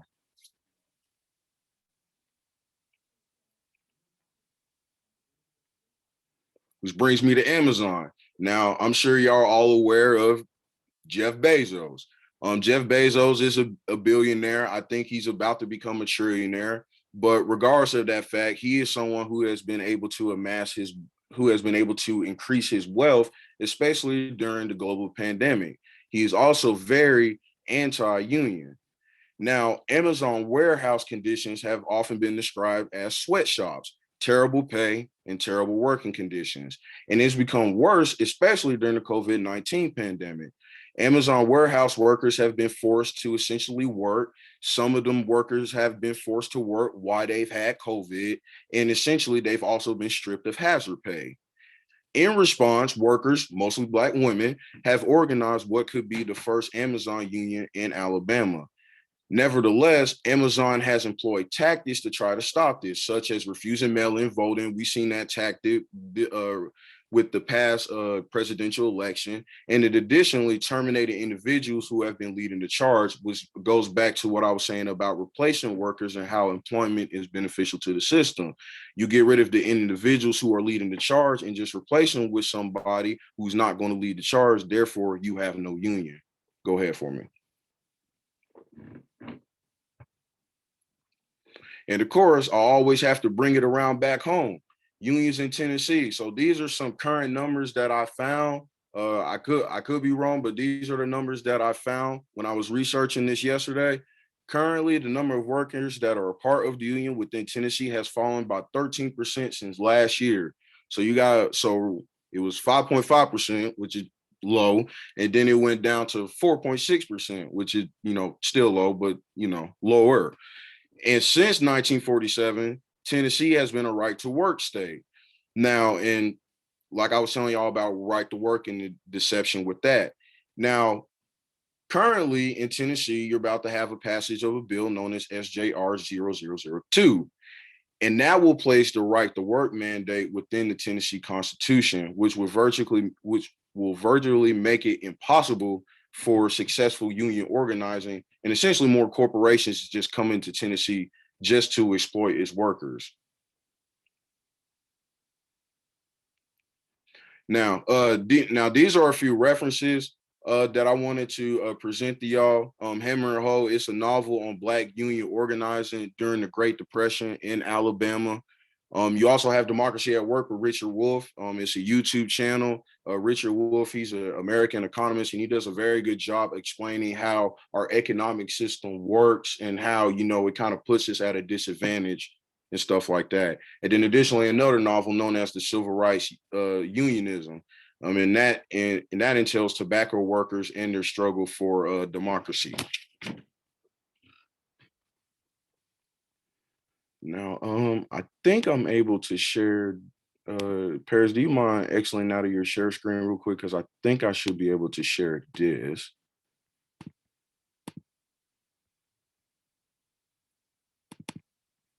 Oh, okay. No, never mind. I cannot share it. That is unfortunate. But I was going to share with y'all, and hopefully, Mr. Starling, the AFL-CIO representative, he will be able to show you this toolkit as well. But there's essentially a toolkit being created to fight back against SJR0002. I will put the link in the chat box. Let's see.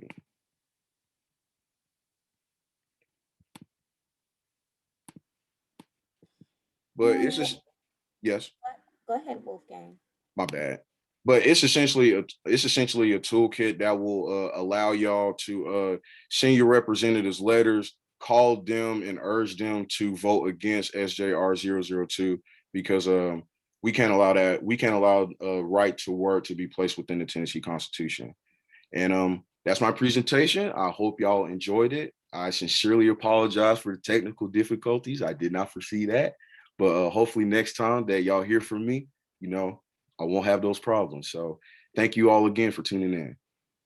Thank you so much, President Bronner. Thank you for a great presentation. At this time, we are going to receive remarks from Mr. AJ Starling. Mr. Starling, thank you for joining us this evening. You currently have the floor. Thank you, Ms. Lee, and thank you, President Bronner. Listen, I want to compliment you for your research on the labor movement. It was excellent. I couldn't have done a better job than that. I'm really impressed with that. Just want to kind of give you a little update. As you mentioned, the labor movement is suffering some decline somewhat due to a lot of reasons, COVID being one. And also people we don't have the manufacturing base that we used to have. I've been in the labor movement for, 30 years. And at one point, the Tennessee AFL-CIO had a membership of somewhere like 80, 90,000 people. Right now, we're down to about 60,000 in the state that are affiliated with the Tennessee AFL-CIO. Now, for those who don't know who belongs to the union, we have from nurses to doctors to teachers, first responders, utility workers, that it just goes on. And also we have apprenticeship programs that get you trained to go into some of the building and construction trades. That's just a bit of what goes on with the labor movement. When you see people, even at the grocery store, Kroger's and other places, they belong to the union, UFCW, first responders. And you just see them, you don't really always know that, but just wanted to share that. I just kind of want to follow up a little bit on HJR 002, which is the right to work legislation.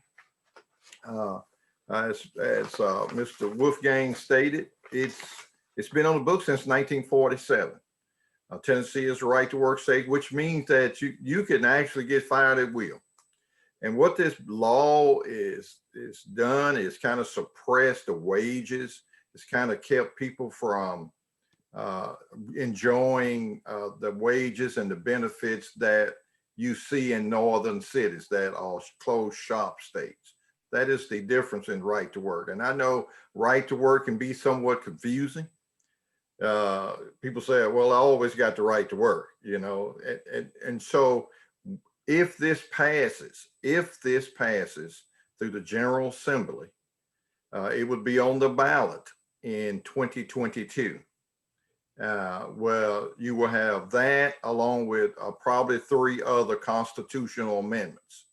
So we're asking people to vote no on this because what it does is suppresses wages. If the wages for the unionized shops are suppressed, it will be suppressed down the line with non-union folk.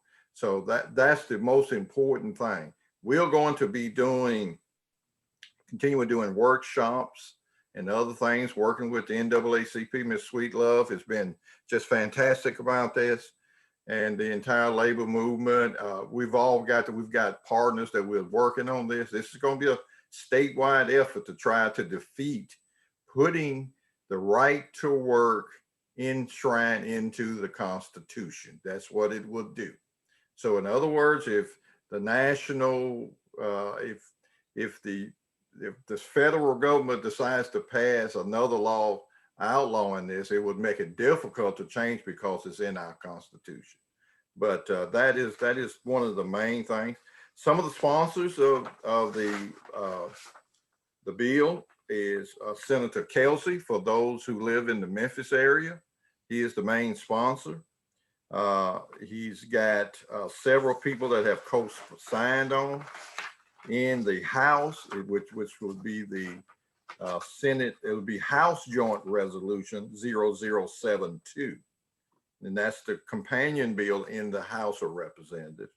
And the sponsor of that is Chris Todd out of Jackson, Tennessee, and with many, many co-sponsors as well. I do know that I had a conversation with several people the other week, just the other day, and said they had met with Senator Jackson out of Jackson, Tennessee, and he had met with some members of the NAACP, and he said he didn't really know a lot about that. Well, when we spoke, he's a co-sponsor.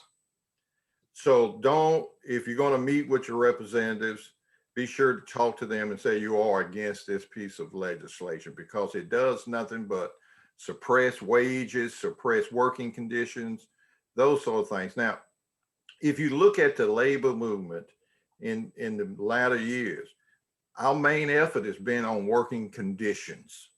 Wages has been the main factor, one main factor, but it's been working conditions and health benefits. Those are very, very important to a way of life. And I know I'm talking to a lot of young folk, and right now y'all are healthy, and you know, I can look at you right now and looking good. You're looking good. But as you get older, you'll appreciate those benefits. So I would encourage you to look at the toolkit.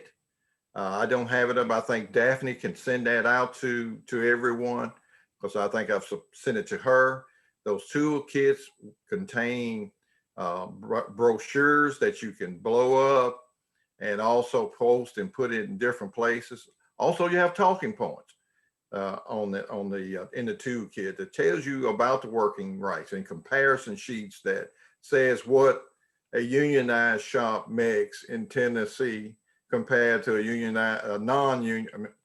unionized shop compared to a non-union. It's about $10,000 a year. I was listening to some of the other facilitators at the bankers when they're talking about containing wealth. This is how you contain wealth. You should be able to make a decent living to be able to afford to buy a house and have a savings account. And that's what the union movement is about, is making people whole, secure, and everything. Also, I want to encourage you to get out and vote, register to vote, because if this gets on the ballot, we want to make sure that you are registered to vote, you have your IDs, you have all the things that's necessary so you can go in and defeat these anti-worker bills. And I know I'm focusing in on the union side, but we basically represent the entire working movement in the state of Tennessee. We represent, we set examples, we set out things to help all individuals to go from poverty to a middle class society. We want people to be successful, and that's what the labor movement is about. But this right to work legislation is a dangerous piece of legislation. I do know that Ms. Sweetlove has been over the past years has made an effort to try to do away with right to work. And those efforts have been just kind of stagnant. I mean, not her efforts, but the legislature has just kind of like left it alone. Now they want to enshrine it into the Constitution, which we said the Constitution It's a sacred document. If you're saying, and you got a lot of legislators that's walking around in the state of Tennessee with the Constitution in their pocket, tell them to leave it alone. We do not need the right to work to be moved into the Constitution. With that, I'll take questions.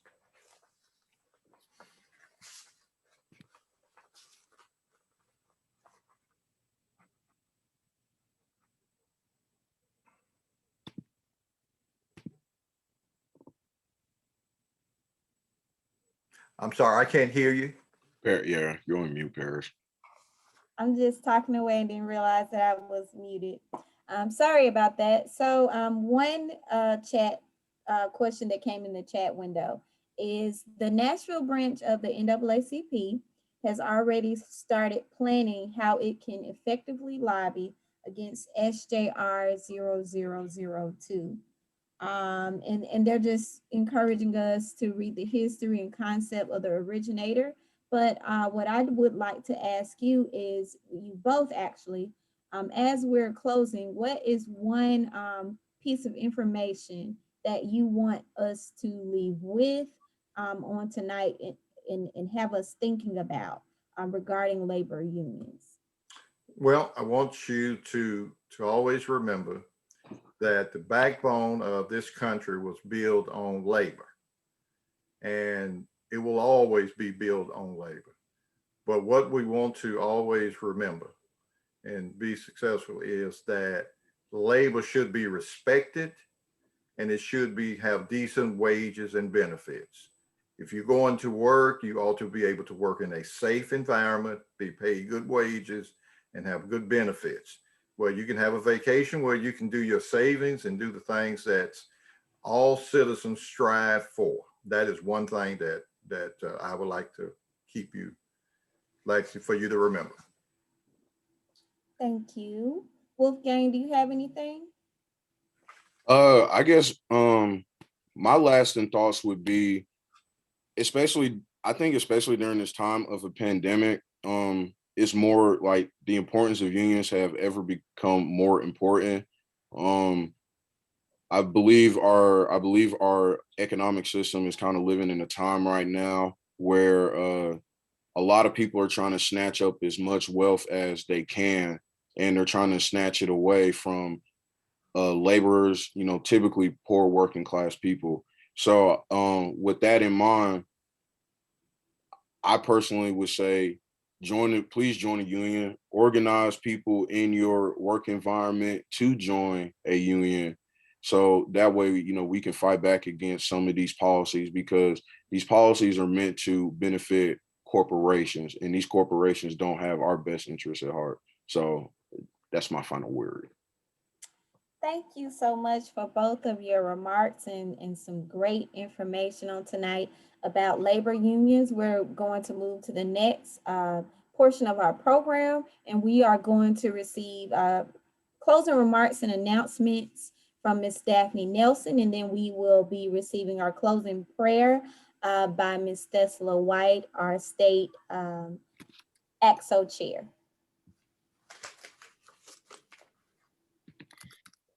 Good evening, everyone. Thank you so much for joining us for this kickoff sessions that we had with health, and also for our youth and college community town hall meeting.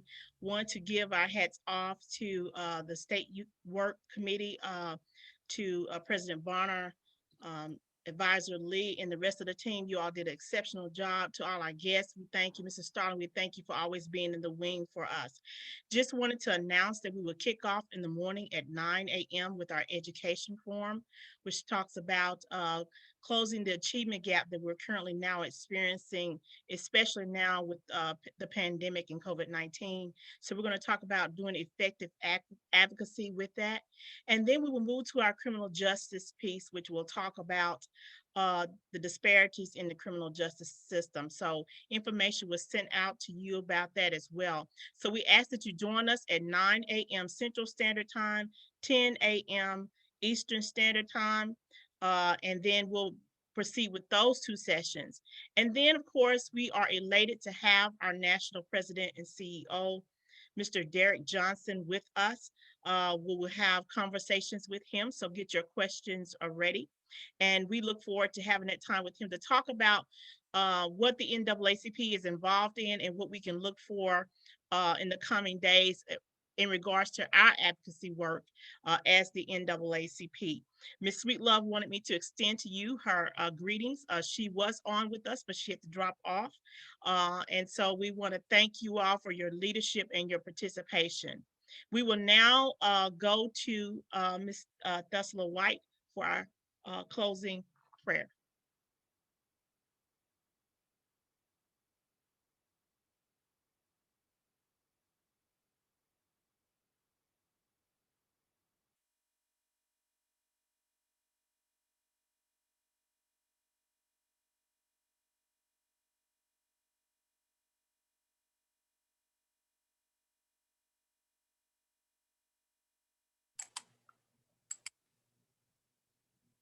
Good evening, everyone. Thank you for joining us this evening. And as always, I love supporting our youth and helping our youth become leaders of tomorrow. So again, thank you for joining us. If we all could lift our hands to our Heavenly Father. Heavenly Father, we thank you for giving us life. We come to you through the name of Jesus and his precious blood. Father, we ask that you continue to guide us and order our steps, that we may be a benefit to our community. We ask that you bless our young people, our youth, and all of us who are doing the work. All these things we ask in the name of Jesus. Amen. Everyone have a great night.